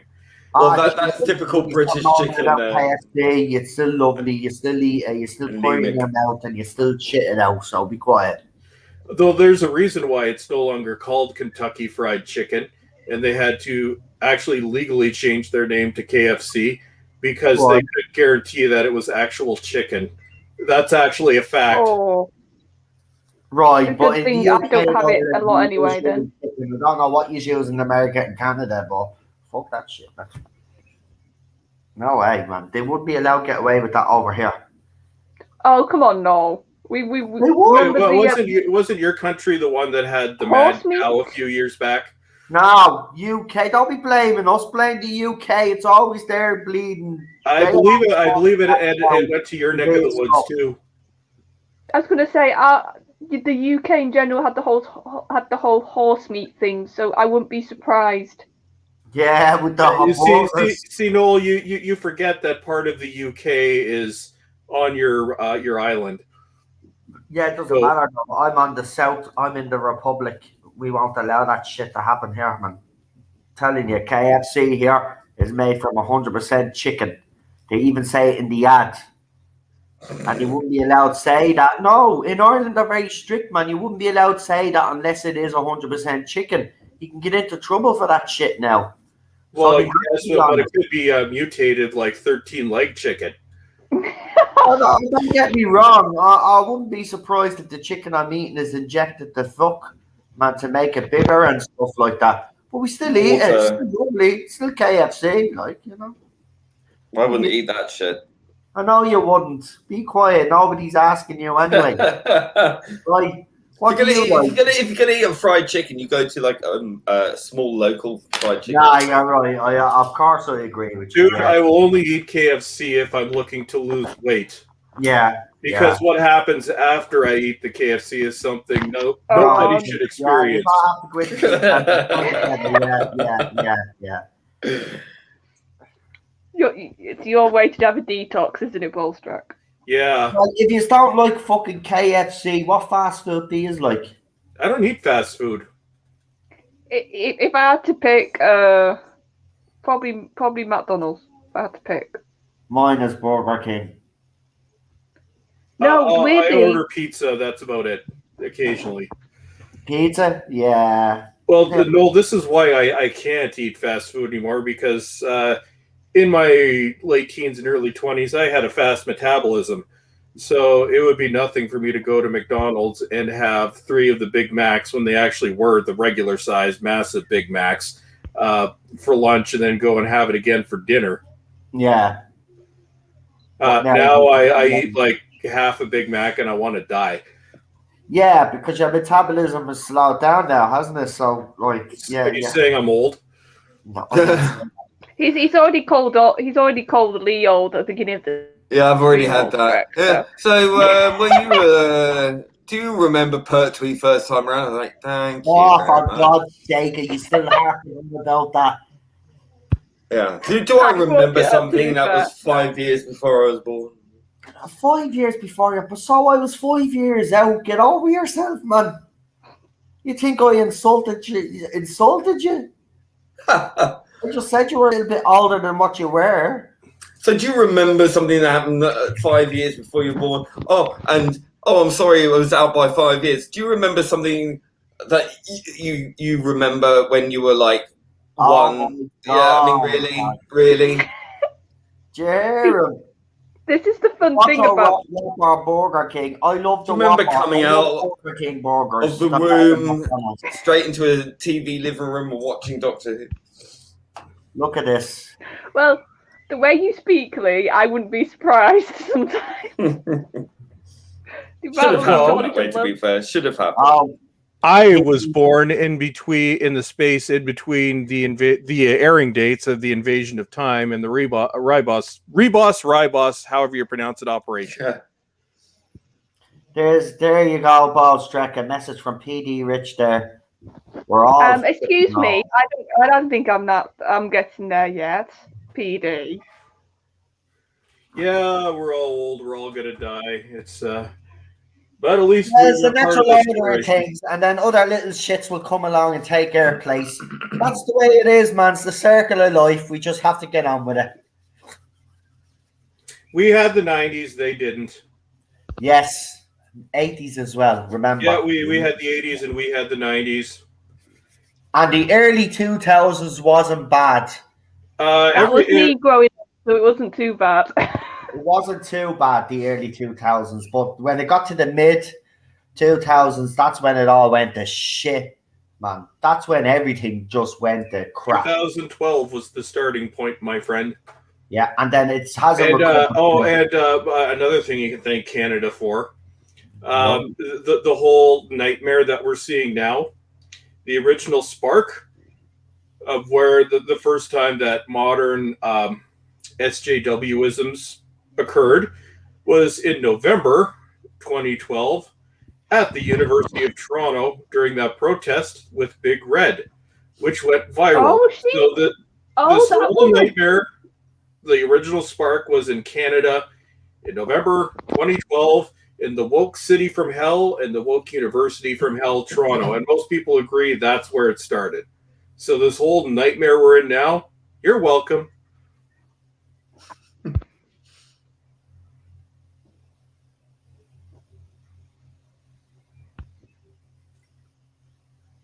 See, this is interesting. I did like this bit of the episode with the Doctor looking like he's siding with the Master. Yeah. And the sort of thing of, well, they're just humans. We're Time Lords. Like, we'll stick together. And he's quite convincing, Pertwee, when he's playing it. And you can, because his Doctor is quite I sort of said a bit Sergeant Major at times, a little bit more sort of aristocratic almost. You can almost believe this Doctor a little bit, I think, would do this maybe. Well, what I like about them is the Doctor and the Master, they've always been written as frenemies. You can tell they actually are good friends, but they're also enemies, which is an amazing dynamic.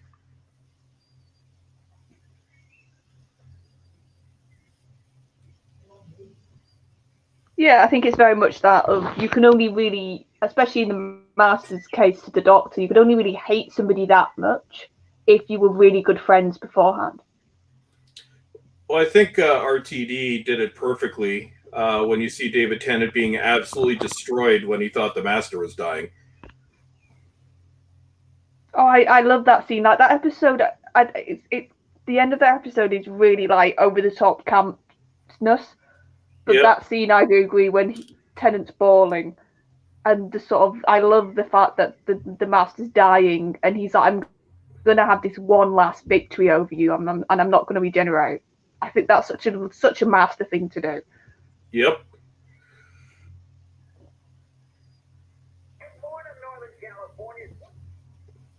Has anybody ever watched this on acid? I don't. I don't do the drugs. It's funny that you say that because Charlotte was saying earlier on that the episodes was a bit psychedelic. They probably took a few who were doing some of the shots for this.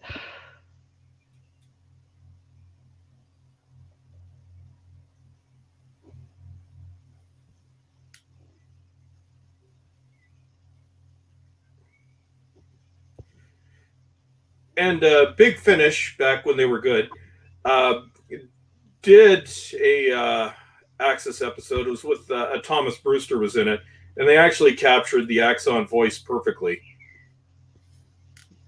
It's called The Something of Axos. It was, I think, 10 years ago. Which Doctor? Colin Baker.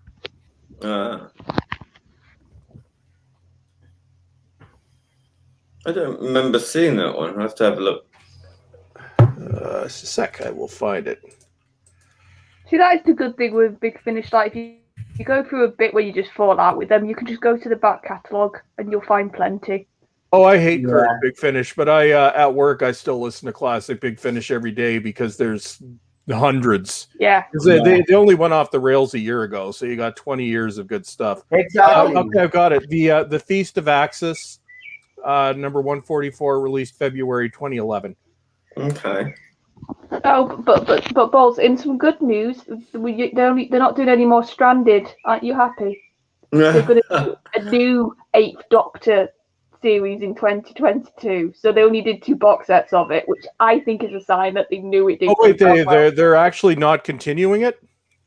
They're gonna the second box set is The Last Stranded. They've not said what it is. They've just said they're gonna do a new box set for 2022 8th Doctor. So for me, that sounds like it's not Stranded Part 3. Well, no. With the what they do with the 8th Doctor is since about 2012 they do sets of 4 stories. So there was Dark Eyes, then there was Doom Coalition, which was 4. Then there was Ravenous, which was 4. Yeah, but it sounds like Stranded only doing 2. 4. Oh, okay, good. Because the way they're talking, it sounds like they've said a new 8th Doctor box set. So to me, that doesn't sound like Stranded. No, they Stranded. I think that was because I think the 3rd and 4th box sets have been recorded because they do these well in advance. So they'll probably be out later this year, and then the new series will start next year. Oh, but still, that for me, that's not a long life cycle for like a chunk of box sets. Unless they carry over the companions, because oh God, yes, they could. Liv Chenka is the only companion in that era that I can stand. The checkbox one is awful, and what's her name? Helen is just awful. Just listen to her first story. It's just luckily, I've still got loads of good 8th Doctor stuff. Oh yeah, you've got years of them. Yeah, so I'm just gonna avoid Stranded. But and also the Feast of Axos was Maggie Stable's last trilogy before she passed away.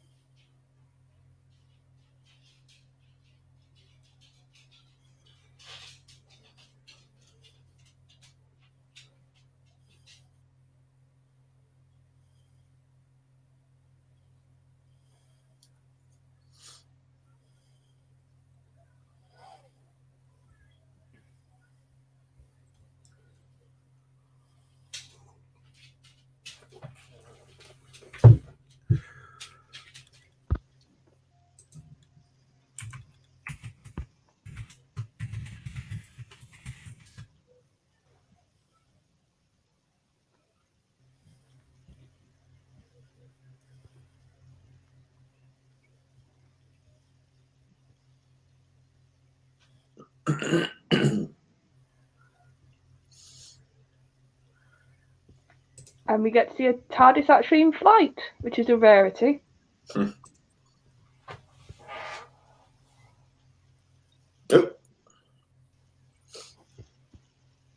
That styrofoam looked very dangerous. Oh, yeah. Or asbestos, which probably would be. Yeah. Here's the thing, and everybody always says this, even though you can tell they're cheaply made and it's styrofoam and wobbly sets. To this day, we don't care. Yeah, that's true. Oh, story trumps that. It will always will, won't it? And polystyrene was a relatively new thing back then. I mean, only Classic Who can get away with, let's just put a load of bubble wrap around somebody. That's a monster. Like, only Classic Who can get away with that. Well, that was new as well. Yeah. Bubble wrap.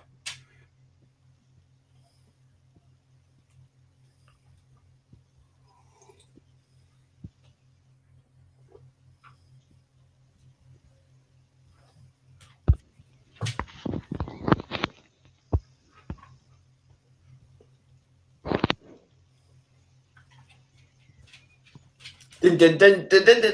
I love that. Dun, dun, dun, dun, dun, dun. Love the music. It's great. Tetris music on crack. Yeah.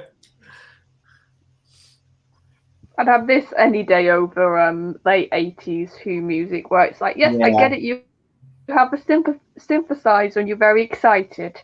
Like, doesn't have to be that much, that loud. It sounds a lot more dated than the 70s music now, because they all had that thin, god-awful drum track. Oh, the MIDI. Yeah, it's all like MIDI without any effects on it, isn't it? It's just kind of really flat and dry. We all had that keyboard with that drum setting. Yeah. Oh, it was cringe. Wonder how much those destruction scenes cost to put together. £5.50. Yeah. That was probably, to be fair, where most of the budget went. In the Pertwee episodes when there was explosions. Well, the actors got paid poverty wages. Especially during the Hartnell and Troughton eras. They were paid nothing. They were paid pocket change.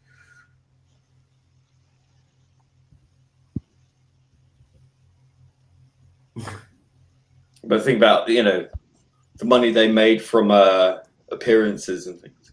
Oh, yeah. So the money really was. Plus, as well, like, some of them, they were quite young, weren't they? So they did quite well afterwards, like Fraser did. There's probably more, but I know Fraser did quite well, didn't he, after Who? Oh, yeah. He did a whole bunch of stuff. I think some of the Janet Fielding actually became an agent. She was the agent for several doctors. Yes, actually, yeah. Paul McGann, I know, was one, wasn't she? Seems I am some sort of galactic Yo-yo. yo-yo.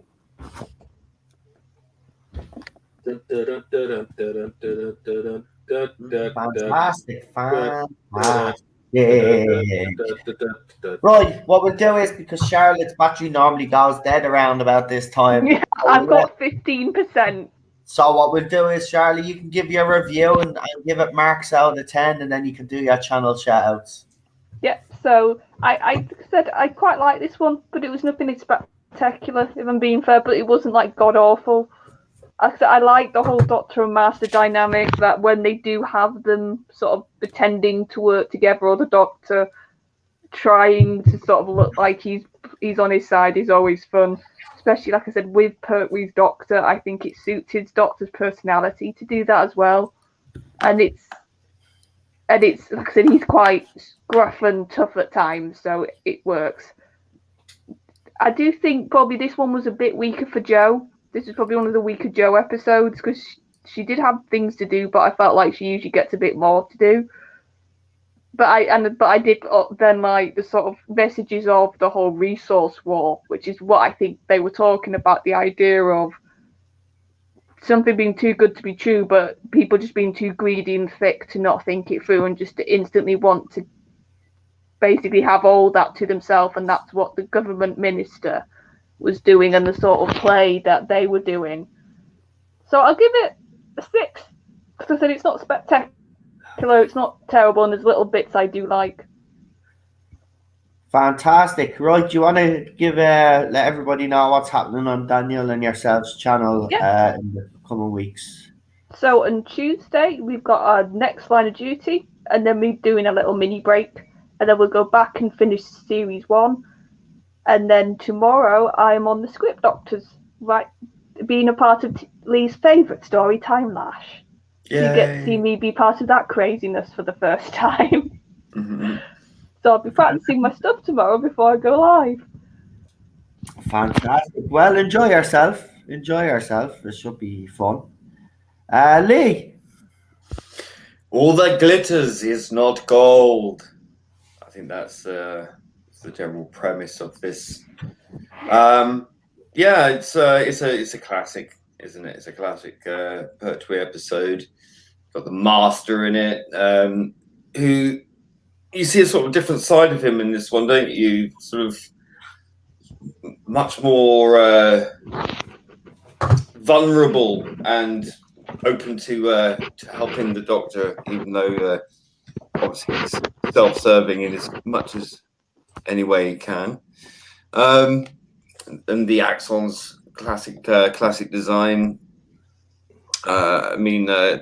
They go from these sort of gold-looking, godlike type beings to these what's it called? They usually call it Bunsen burner rubber tubey things.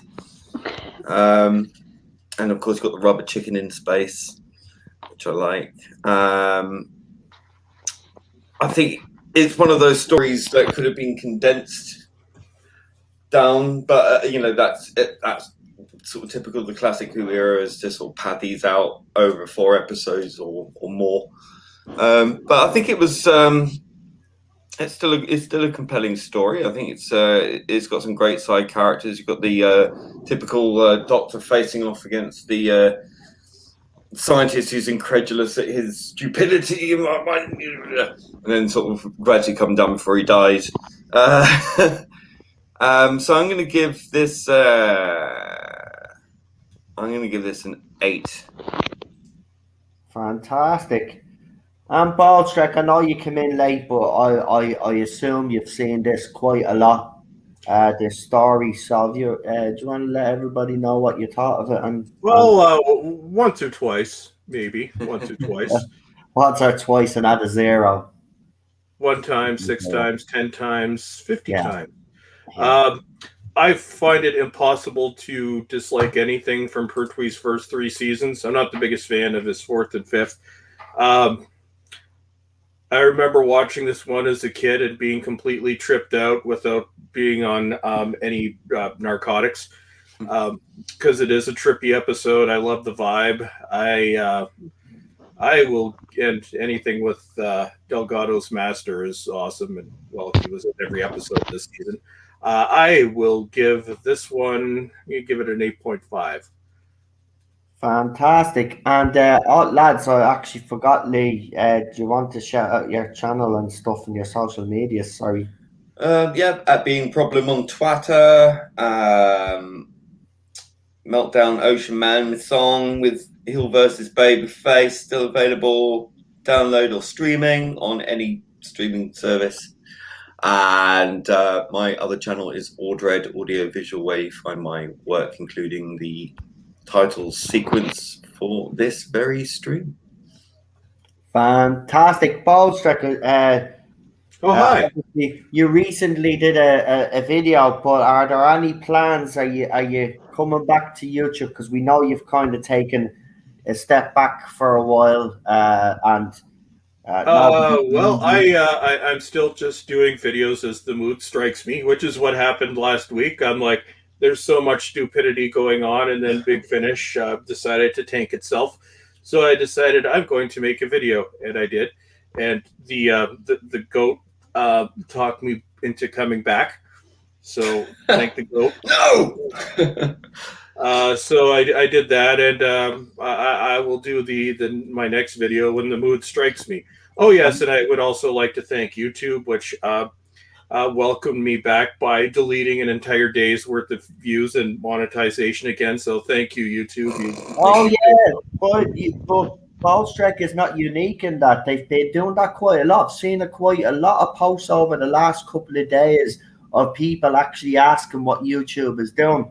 1 minute they have a certain amount of views, and then they'll check a half an hour later, the views are gone, and then it shows then that there's no activity on their channel whatsoever. And then YouTube do you know what YouTube's response is? It's an automated response, but the response is, have you tried clearing all the cookies and logging out of your account and logging back in?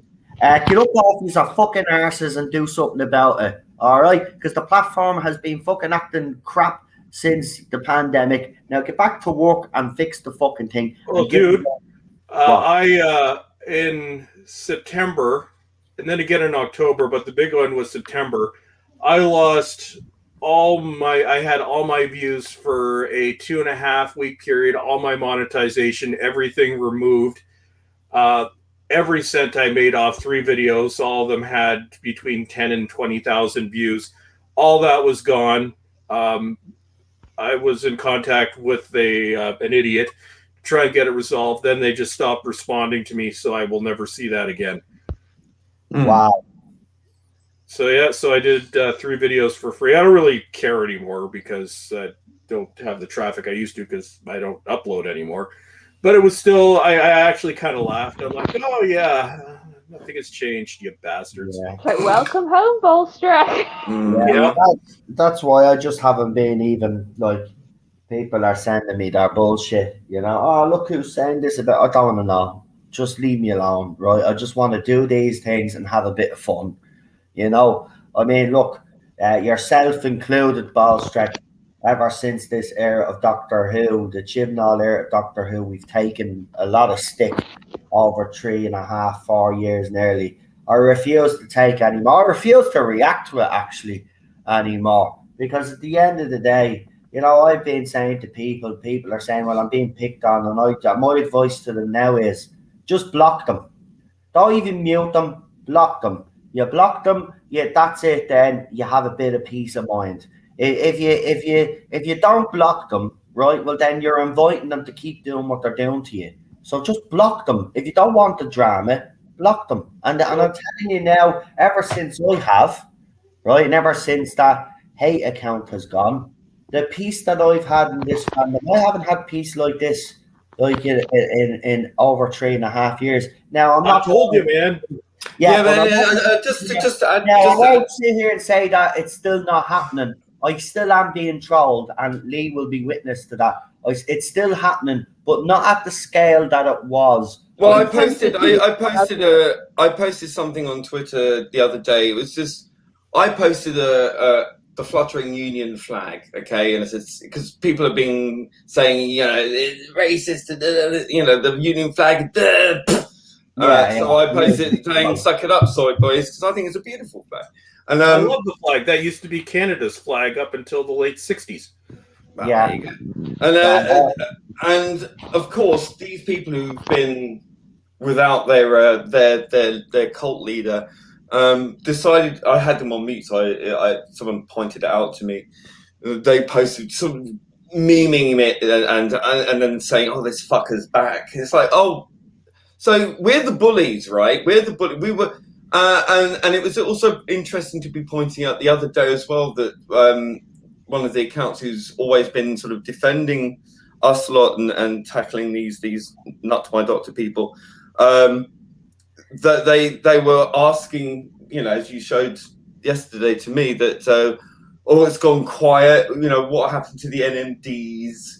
It's like, well, because you fucked off and left us alone. We've got no reason. We weren't the bullies. We never were, and it really proves it. It's like, oh well, if they're quiet, they as I said in my post, the reason why I'm quiet, the reason why I'm not reacting is because for the first time I'm not being attacked and accused of being this, that, and the other and slandered. So I don't feel like I have to come out and say anything. And this is what I said from the beginning. I said once accounts like this were taken down, there'd be the fandom would be a lot more peaceful. And it is. It is. Yes, there's still crap going on. There's still people acting deplorably in this fandom. But you're not going to change them. They're the supporters of this lunatic that was finally taken down. But for the first time in months, I'm able to actually enjoy my streams without having to worry about trolls coming on. And even if they do come on, it's simple. The chat doesn't even react anymore. My moderators don't react anymore. I don't even react anymore. And they just get blocked straight away. It's the best thing to do. I should have done it years ago. But the reason why I didn't, and I'll always say this though, I would still always believe I was right to defend myself when I did. If people out there want to perceive that as toxic or me going after people, that's fine. You're entitled to your opinion. But I never willingly went after anybody unless I was attacked first. And I want to make that clear. But I won't be doing that anymore. I'm too old to be fucking getting involved in these little squabbles with idiots that just will not listen. They'll never listen. They'll never change their opinions, and they'll always hate me until the day I die. So why should I give a fuck? I'm not going to lose any more sleepless nights over these little twats, and nobody else should either. They lost all legitimacy anyway. They never had any, as Lee said, but if they had any, they lost it when they all supported these toxic accounts. And one by one, you can see that they're all being taken down. And they are all being taken down one by one. There's a few others that were close to that hate account that have also been suspended or taken down because the reports are coming in now. Because we've been, seriously, man, I don't know how many times I reported someone that made a slanderous comment against me. And Twitter is only getting around to them now. And I'm getting notifications that, yes, they did violate Twitter's terms and conditions, all this crap. But it's too fucking late. It's a year too bleeding late. Why didn't you do it at the bleeding time? None of this would have festered. But again, as I said, the fandom is a fine peace now, a little bit of peace, right? And then when that happened, then all the other shit blew up. So then there was uproar again. But the thing about it, I've noticed is bottom line is these little shits crave attention from me, Volstrek, you, Lee, and others out there that have always defended ourselves, and we will defend ourselves because we're not going to be called all of those things, and not and sit back and take it all the time. Fuck that. There comes a time when you do have to fucking say something. But you know what? I've said it all now. I've defended myself. I don't need to defend myself anymore. I've got all you guys here that watch me. That's all that fucking matters to me, right? Use your support, and if new people come along, fair enough. If they don't, fuck it, right? I've got all yous. We've built up a community, and I'm happy. For once in this fandom, I'm actually happy, and I'm not going to let anybody spoil that for me either. And there are people out there, and I'll just say it to you, you are trying to drag me back in and send me these posts. Oh, look what's being said. I don't care, right? don't be sending me any more stuff. I am not interested in what other people have to say about me or others out there. We're done listening to them. As I said, they lost all validation, all legitimacy when it turned out that they were supporting an abuser, right? And we've been telling them that they were supporting an abuser and they wouldn't listen. But then when one of their own came forward and said, yes, he is an abuser, then all of a sudden then they believe. So let them swim in their own shit. Let them swim in their own vile crap that they come up with. At the end of the day, we've all moved on. They're an afterthought.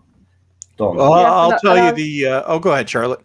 I was just going to add, I think, honestly, it's a combination of that account going and this, you can just feel this prevailing sense of the fandom that the current era, it's on its last legs, it's going. Yeah. And I think it's a combination myself of those two things. And it's like this inevitable wait now we're just waiting for the next series to be done, broadcast, and finished with.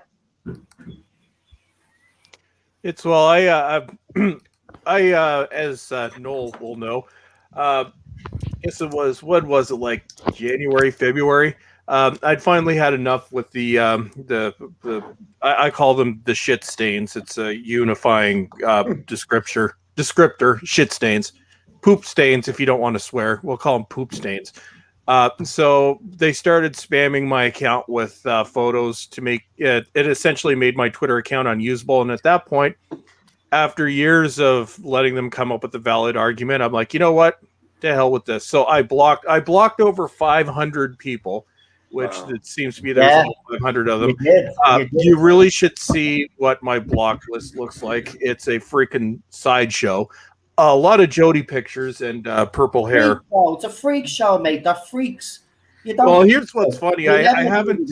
At the end of the day, you had a different opinion about a TV show that you love, and these little twerps, for some reason or another, just can't accept that. Why should you or any of us have to run and hide in this fandom because of these people? I'm fucking sick of it. I'm done. But at the end of the day, if we look at it, they don't matter.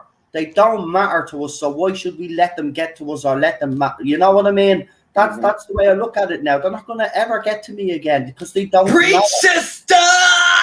But the funny thing is, they're an afterthought. They're like the pus off that comes out of a saw. They're that bad. They're just the most vile pieces of crap that ever attach themselves to this fandom. And they all need to go. And they will, one by one. They're dropping off like flies. They're cancelling each other now. Let them. Well, we all predicted that. Shit. Go ahead, Ballstreck. Sorry. I'm saying, yeah. Well, no, we all predicted they were going to eat each other alive, which is hilarious. But the funny thing is, I don't block anyone on YouTube mainly because, aside from occasionally scrolling through, I just don't bother with the comments on that anymore. But it is kind of funny because I've been gone for 3 months, and the fans, my fan club, they must have me on like instant notification everywhere because they're obsessed. They showed up, but the funny thing about YouTube, when I actually like most of the comments that they will say, I never see because I said fuck it with YouTube comments years ago. I leave them active because you actually get me engagement when I leave them on. But the funny thing about YouTube is, in my reach on YouTube is probably like a factor of 100 bigger than it is on Twitter. And the funny thing is when they say something, my YouTube fans, some of which have been around for more than a decade, just fucking pounce on them and destroy them. It's awesome. I don't have to do anything, and then they run away. Look at the end of the day, right? We all came together and we all met each other because of Doctor Who, right? We all have that in common, right? And for 3.5 years, 4 years, we've been made feel ashamed of being fans of this show. We've been criticized, we've been demonized, we've been bullied, we've been, you name it. I've been sent the vilest things. I know Ballstreck has, and I know Lee personally has been sent some of the most disgusting stuff that you can ever imagine. I've been sent death threats. Lee's been sent death threats as well. I haven't shared most of the nasty Yeah. stuff I've said, and some of the stuff I've been sent is absolutely horrific. Yeah. And I haven't shared it, and I won't share it. I just delete No. it. Right? You've even seen them try to sabotage this channel one night with trying to come onto the channel because I'm very open and I will give these people a chance to come on and have their say. But they abused that and they tried to take down this channel by putting up some vile images. Then, of course, you've seen all the accusations that we get accused of. I've just gotten to the stage where let them say what they want, right? At the end of the day, you guys are here. You know me better than anybody else, right? Everybody knows that interacts with me behind the scenes as well. I am no different to the way I go on my channel. I'm a very outspoken person. I know that. I have very strong opinions, and I'm a very passionate guy. And I'm not going to stop being that because these new fans come in and tell me I should behave a certain way, and that this show is no longer. Listen, for 3.5, 4 years, they've been telling us that this show isn't for us. How dare they? This is our show. This is a show that brought us all together. We only know each other through this show. We have built up our little communities. We've actually had some friendships have blossomed through it as well. So, like, you know, I'm not just going to walk away from a TV show that has brought me so much joy and has brought me, you know, I've met new people through it. You know, I owe this show a debt of gratitude. And this is why I'll always speak up. And this is why I will speak up against the Chibnall era. And I will continue to do so, by the way. I won't stop doing that. But the one thing that will be different is I won't be listening to the haters out there anymore. I don't care what they think about me. They can call me all the names under the sun that they want now. At the end of the day, I'm not going to change my opinions, right? I'm going to speak up for this show because this show has done so much for me, and I know it's done so much for other people out there as well. And you know, it is going through the worst period that since the late 80s. Anyway, I think this is worse. Oh no, this is worse, man. Nobody hated the show in the 80s. Listen, Ballstreck will even admit this. Some years down the line, this show will come back. And it'll be stronger than ever, and it'll put a smile on their faces again. This show has a knack of resurrecting itself. So I have no doubt that even if it was cancelled after Series 13, that won't be the end of Doctor Who.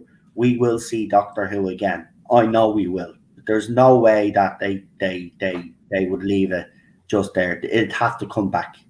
There's a lot of love for that show. And I think a lot of us, if it was gone and it's gone a few years, will come back and start campaigning for it to come back. Because it gives us a lot of joy. And we have lost Charlotte, by the way. So our power must have went. So we'll just say goodnight to Charlotte. But guys, you would like to add. I mean, I've just been reminiscing, as I said, over the last four years and stuff, and just kind of going back and, you know, all the stuff that's happened to me. And I have to be honest, lads, it's for me not disliking a TV show. I have to say that the reaction from the other side has been an over exaggeration, to say the least. And I think that's just putting it in nice terms. But the behavior towards us and others in the fandom has been nothing short of criminal, in my opinion. I don't know what you think, guys, but it just all needs to stop. I'm even seeing friends fall out with each other. It all needs to stop. You know, we're already in the world is already in a shit place. We don't need to be turning on each other or anything like that either. You know, we've came too far to let anybody or anything come between us all as well. And I just see it every day on a daily basis. People fall out over stupid fucking stuff now. Well, I'm watching. I'm seeing people having on our side having a war on Twitter right now. I won't mention names. Jesus Christ, man! It just I think I know who you're talking about, because that one person in particular keeps sending me stuff. Look what this person is saying. I don't care. I don't want to be dragged into drama. Sort it out. Either sort it out or just shut up and move on. Because, I've learned that, look, as Cheryl's been telling me for over 2 years, I should have listened to her 2 years ago and I wouldn't have probably got half of the shit that I got. But I will always defend myself. And I think anybody that knows me knows that if I feel like I'm being wrongly accused of something or being wrongly labelled, I will come out and say something. There's no way I'm going to take that sitting down. I don't think any person would, just because they're all insecure about themselves and they have issues, don't be coming at me with your shit. Sort yourselves out. That's the problem that we have here, guys. Most of these people are all insecure. They're insecure about themselves, their sexuality, whatever it is, insecure about life.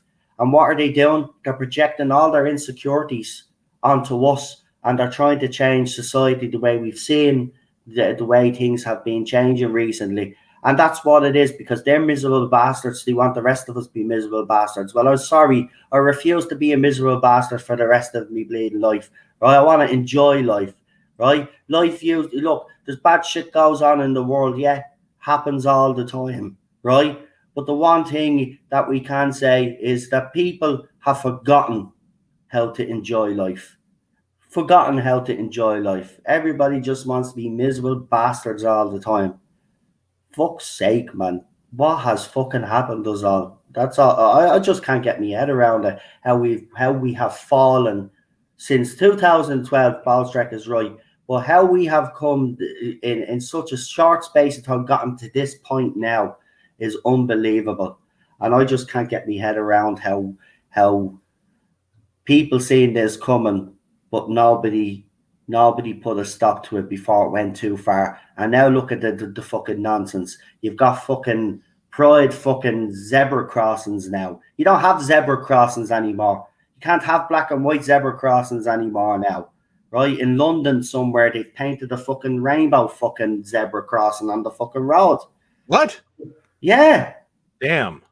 Yeah. It's all part of the corporate aspect. This is why I find the whole thing. That's why I've stopped calling it pride anymore. So I've started calling it arrogance. Do you know what? Pride used to be a week, right? Right, and it used to be. Well, no, it used to be a day. Then it got extended to a week. Then it got extended to a week, and it was always on the week of my birthday, which was the 24th of June, right? So it'd start that week. Within that week, right, my birthday would fall on that. Now it's a whole fucking month, right? But the thing about it is, as Lee has said, it's like everything else, unfortunately. This has become commercialized. Instead of actually what the message is supposed to be sending out, it's become a commercialized thing now, with the little gimmicks with the clothes and and all this other rubbish now that you can, it's an absolute joke, and again, it's disrespectful to the people that they claim they're supposed to represent. This is why I have a problem with Doctor Who as well, because Chris Chibnall introduces characters from the LGBTQ plus community, right? And what does he do, right? In a special, he brings on a character just to say, I have a boyfriend at home, and he kills him off after 20 seconds. He has no respect for minorities or no respect for the LGBTQ plus community. And do you know why he has no respect for the minorities, by the way? If just in case people say, well, he has, because look, I'll tell you why. He brings in Jo Martin, right? But he doesn't make her a fully fledged doctor. He makes her a gimmick, a fugitive doctor, right? A token doctor. Okay? So he didn't even have the decency to make her a proper doctor, right? And then at the same time undermining his own doctor, but that's a different story altogether. But he does this time and time again. Look at Lenny Henry's character, right? Brings him in, right? Lenny Henry, we all know, is a national treasure in the UK. Bring him in, but he's a bastard to his mother, right? Disrespect again. Rosa Bark. We won't even get into that, but you all know why I think that was disrespectful. Disrespectful. He hasn't got any respect for any of these characters that he claims to want to include and represent. By the way, another thing as well, his disrespect to people and especially families that have suffered the horrifics of cancer. And then he had that scene in his episode where Graham, and by the way, for anybody defending that still to this day, I'm just going to say you're a piece of shit. I'm going to be honest. And the reason why you're a piece of shit is because you obviously don't understand the doctor, because the doctor would never have behaved like that.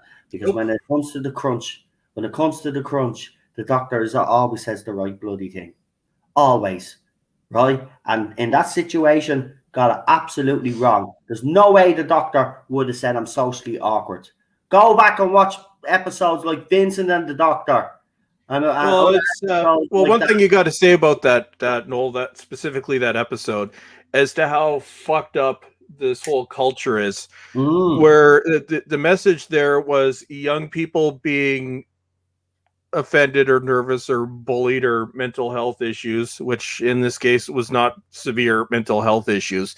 It's the narcissism of this generation. Their problems and their triggering is more important in the grander scheme of things than an older person potentially dying of cancer, and that's how they think. I know. It's cold. It's cold, and I don't like it. I'm in my 40s now. Obviously, there will come a stage if I live my life right, I could live for another 40 years. But when I get to that old age, right, what if I need care? Because I never know. I could, down the line, I could get sick. Could I really trust the generation now that's talking like this now to look after me and to take care of me in the future? No. Logan's Run. I am scared fucking shitless. Logan's Run. And everybody else should be as well, in fairness. Logan's Run. Logan's Run. That's where we're headed. Wow. I wouldn't be surprised, because we know the whole, we'll call it the environmental questionable movement it could go to the point, and I actually see this happening because this is how twisted our culture is now, and the fact that the younger people absolutely hate everyone over a certain age. When they're talking about saving the earth, they could Logan's Run, or that episode of Star Trek: The Next Generation where they kill people at 60. Yeah, I don't think it's out of the realm of possibility that in order to, quote, save the environment and reduce carbon footprints, they will potentially start executing people after a certain age. Do you know what'll happen there? That ain't gonna happen. Because my generation or your generation is not gonna fucking sit back and take that. We'll stand up and fight if we fucking have to. And we will probably outlive the younger generations anyway. Yeah, because they're physically smaller. Most of them are, not all of them, but most of them, they're physically weaker. They haven't been exposed to anything, and it's beyond bubble wrap. They haven't even built up immunity to certain things because they're so protected. Like I honestly think that we may outlive a significant part of this young age group because of the way they've been raised, where it's just they're a lot of them, not all of them, again, not all Twitter, but most of them, they're physically weaker than we were. Exactly. Like, and they think we're moaning because we're somehow going against them. We're not. We're actually trying to fucking save you, these little twats. Yep. We're trying to tell you what. And you know what? We must also add, though, Baldstrick, that there are adults out there that are facilitating these kids. Oh, Gen X bears a lot of the blame for this. They're supporting these kids, and those adults need to be called out because they're the ones that are causing most of the damage. These poor kids don't have a fucking hope in hell when they reach adulthood. They are screwed, man. They don't even know what they're prepared for. That's why they're trying to change it so much now. So when they do become adults, they want it to be easy. Well, I'm sorry, sweethearts, but life is hard, right? I've had to pick myself up from the bottom and I say some people on this panel as well, and in the chat, I have. that probably scrape themselves up, right? But you dust yourself off, right? And you move forward and you get on with it. Life is tough. But No, dude, it's there are 7 years ago. It used to be on my channel, so long-term subscribers will know the videos have been sent to private for years. But as most people know, 7 years ago, I lost literally everything and rebuilt everything from the ground up.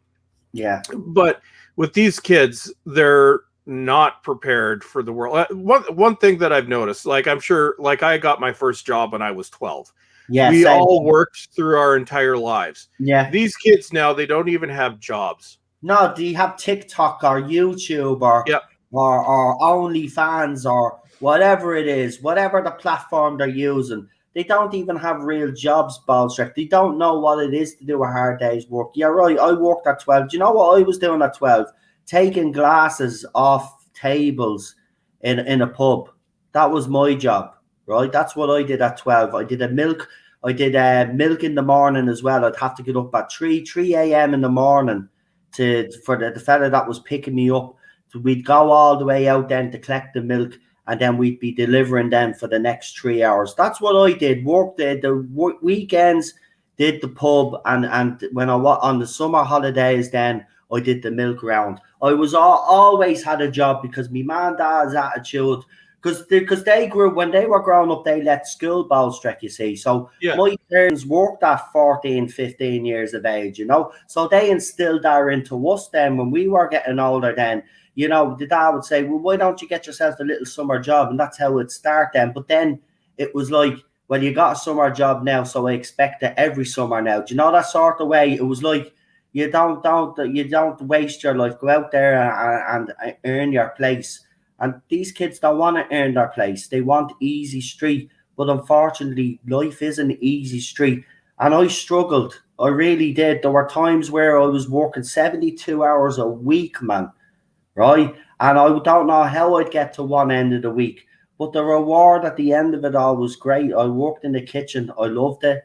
I to see those meals go out and people enjoy them. And then obviously the wage packet didn't what you call it, that helped. I mean it did. I mean it helped quite a lot. But it's saying that it was I enjoyed it as well. But these kids want the easy street, man. They just want everything handed to them. This is why they're trying to change the way we speak, the way we behave. They want society to be shaped in their vision so life is easier for them. But unfortunately, as I said, sweethearts, life is hard. And, you know, we all go through bad patches in life, you know. And I say some people right now during this pandemic have found it very hard and have been going through some bad episodes, like myself. But at the end of the day, we'll brush ourselves down and we'll move on and we'll get on with life. We don't give up, you know. Well, I got to, and I have to leave in a minute, Noel, because I got to get to Costco before they close to drop off Lexi's prescription. But one thing that I wanted to say is comparison to these kids who do nothing. Their parents give them their money, and again, this is Gen X's fault. Mm-hmm. But they're not. When I was 21, this is what my life was like. So I was in college full time. Evenings and weekends, I worked in a grocery store, mostly manual labor. And at the time, I also played in a band, which was my second form of income. Yeah. I didn't even have time to sleep. Wow. Like my life in those days was absolutely like often it would happen. I would get up, I'd go to school for the day. Then I'd go do a shift at the grocery store in the evening, and then my band would be playing in the evening. Yeah. It's like, and that's why I have a work ethic. I've always worked. This is why, you know, even when I lost everything, I was able to rebuild everything on my own volition in a very short period of time. Why? Because I don't begrudge the fact that that's what my life was like, because that's made me who I am, and I've had shitty jobs as well. Though, if you didn't have the hardships in life and the good things that happened to you in life, all of those things build character. They shape you as a person. Yeah, you know. And what they're trying to do is to it's like as if they're trying to shape society. They're not. They don't want to. They don't want to become themselves because they don't like what they see. So they want to. They want to kind of have this reality of themselves, this vision of themselves that doesn't exist. So that's why they're trying to change the things that we see that they're changing. But look, all those things build character. I mean, you wouldn't be the person who you are if you didn't experience those things. And as you said there, there's not 1 minute of those 72 hours that I regret. Yes, I was tired. Yes, there was times where I was on my break and I was close to collapsing, right?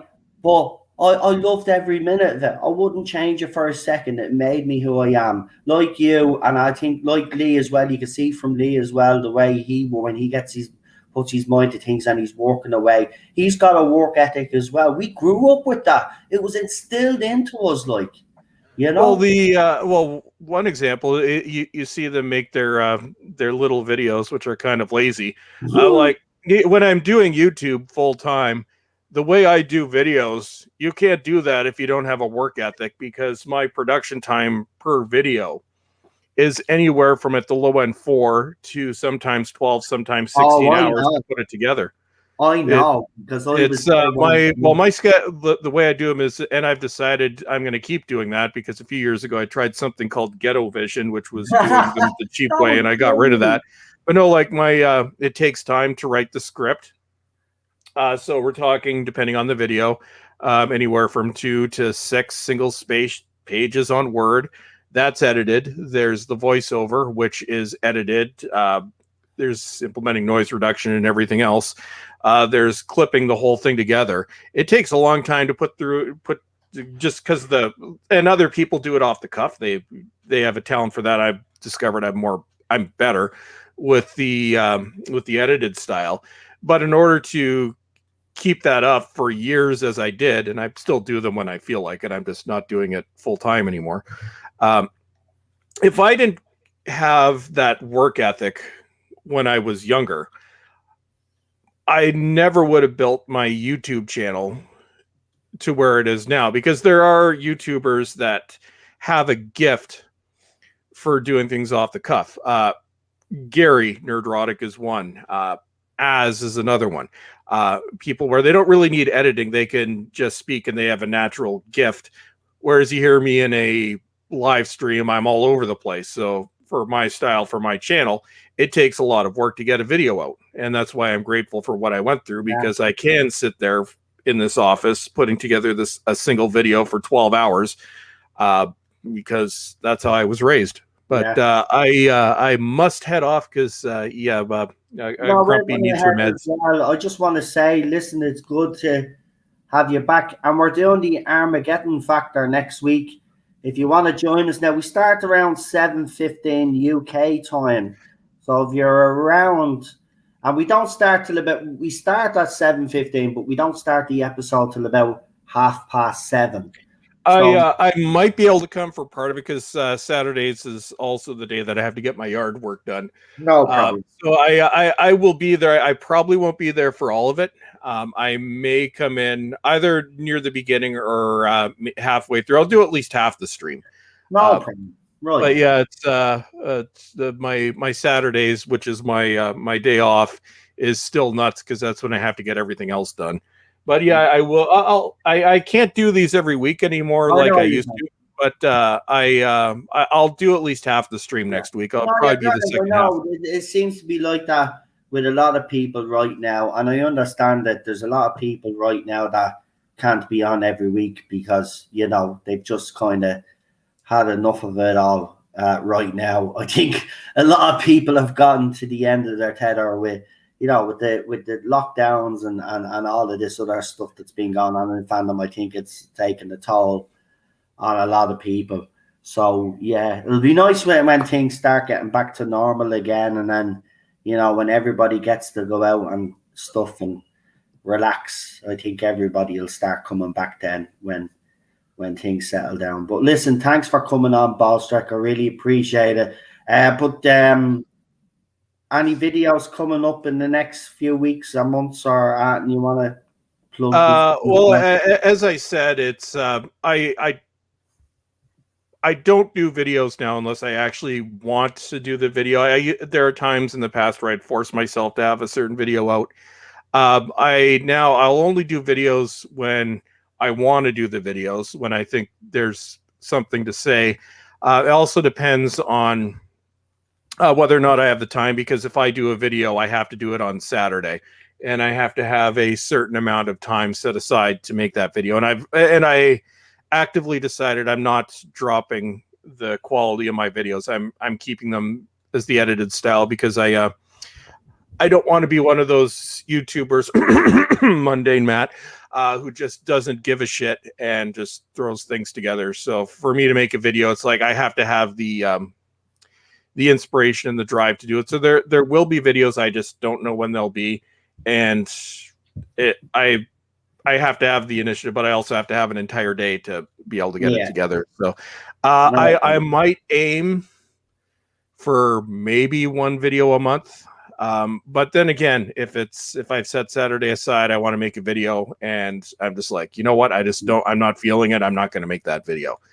So it's, that's why I say I'm semi-retired. If I feel like making the video, I will. But you will see more. I still have more to say. And yes, when they announce the next disastrous incarnation of the show that dares not speak, something like that will be an exception, where there will be a video right away on something like that. I guarantee you, I'm pretty sure in the next few weeks she'll be coming back to do a Doctor Who video. Oh, I know. It's that's where the rumors are going. So for something big like that, really, really big things, you can expect a video. I will do that. Not a bother. Right, listen, pal. Thanks for coming on. I appreciate it. It's nice to hear from you again. I hope Lexi is doing great as well, by the way. Oh, she's doing much better. So that's good. That's good. And Ted is doing great as well, by the way. Oh yeah, I was following that. He looks so much better. See, and this will be the last thing I say before you leave. I told you, don't ever trust what a vet says. I know. I would not trust my vet as far as I could throw them. I know. I actually alternate between two different vets. Yeah. Because I don't trust them, and they've made some terrible calls. They're very quick enough to just say, "Oh yeah, put the dog asleep," and I was like, "No, he's not suffering. He didn't pee himself. It's not. I know for a fact this isn't serious, right?" No, it's they've tried doing that to a lot of vets, especially where I live. They're there to make money. Yeah, they're always doing unnecessary, expensive tests, constantly. Yeah. And the last time I went in, Lexi was having issues with incontinence. So previously, they're like, "Yeah, there's meds that we can give her to regulate that." And I'm like, "Okay, so yeah, call us." And then so I called them 5 weeks later, like, "Well, no, we have to do tests before we can give it to you." I'm like, "What? You said this 5 weeks ago." So then I bring her in. I'm like, for the first round of tests, I'm like, "This is going to prove nothing." And I told him, like, "Guys, what you're doing here is just wasting my money, because you're going to find out nothing. She's 13 years old. She's incontinent. She's a diabetic. She needs the incontinence pills."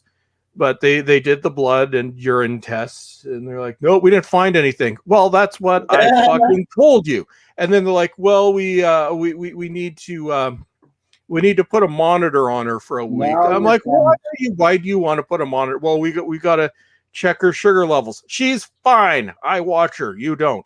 So well, how much is this? $700. Okay. Do you think I have $700 just to throw away with the $800 a month I'm already spending on Lexi's meds? You fucking crook. So I'm like, no, I'm not doing any more goddamn tests.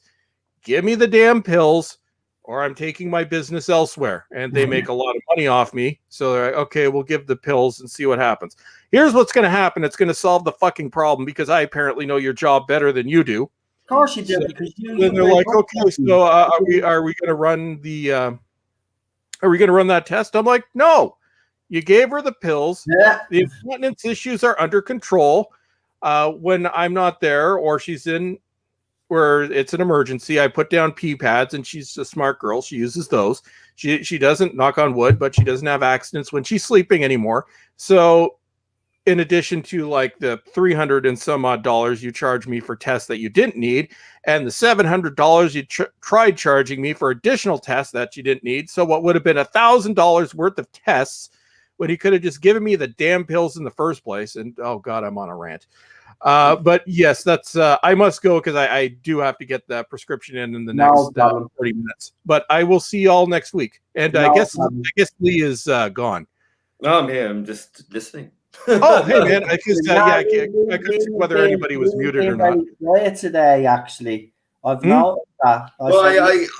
Quiet today. I must head out. I gotta go, but I will stop in next week. So take care, Noel. Take care, Lee. Take care, everybody in the chat, and we will talk soon. See you soon. Look forward to it.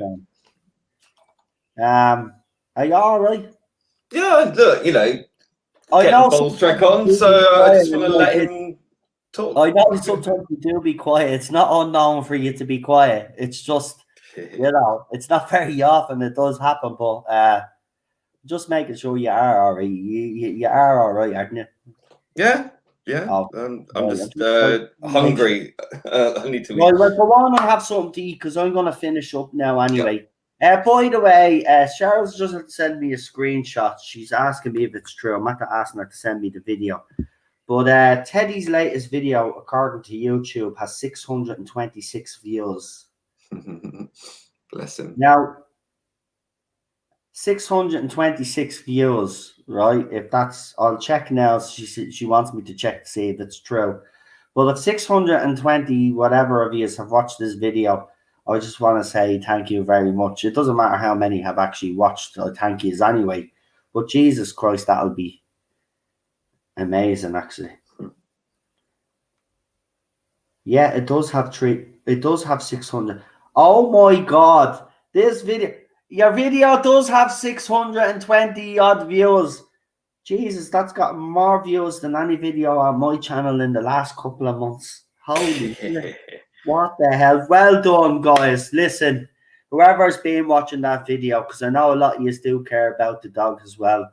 And it really does warm our hearts to see something like that. So thank you very much for everybody that did watch the video. But do us a favor. Subscribe to the channel as well. Support the channel. It's Cheryl's little channel for Ted. And you'll have more videos. I'm sure Cheryl will want to say something. That has got trying to jump off the bed. That has got 600. It does not. It does have 624.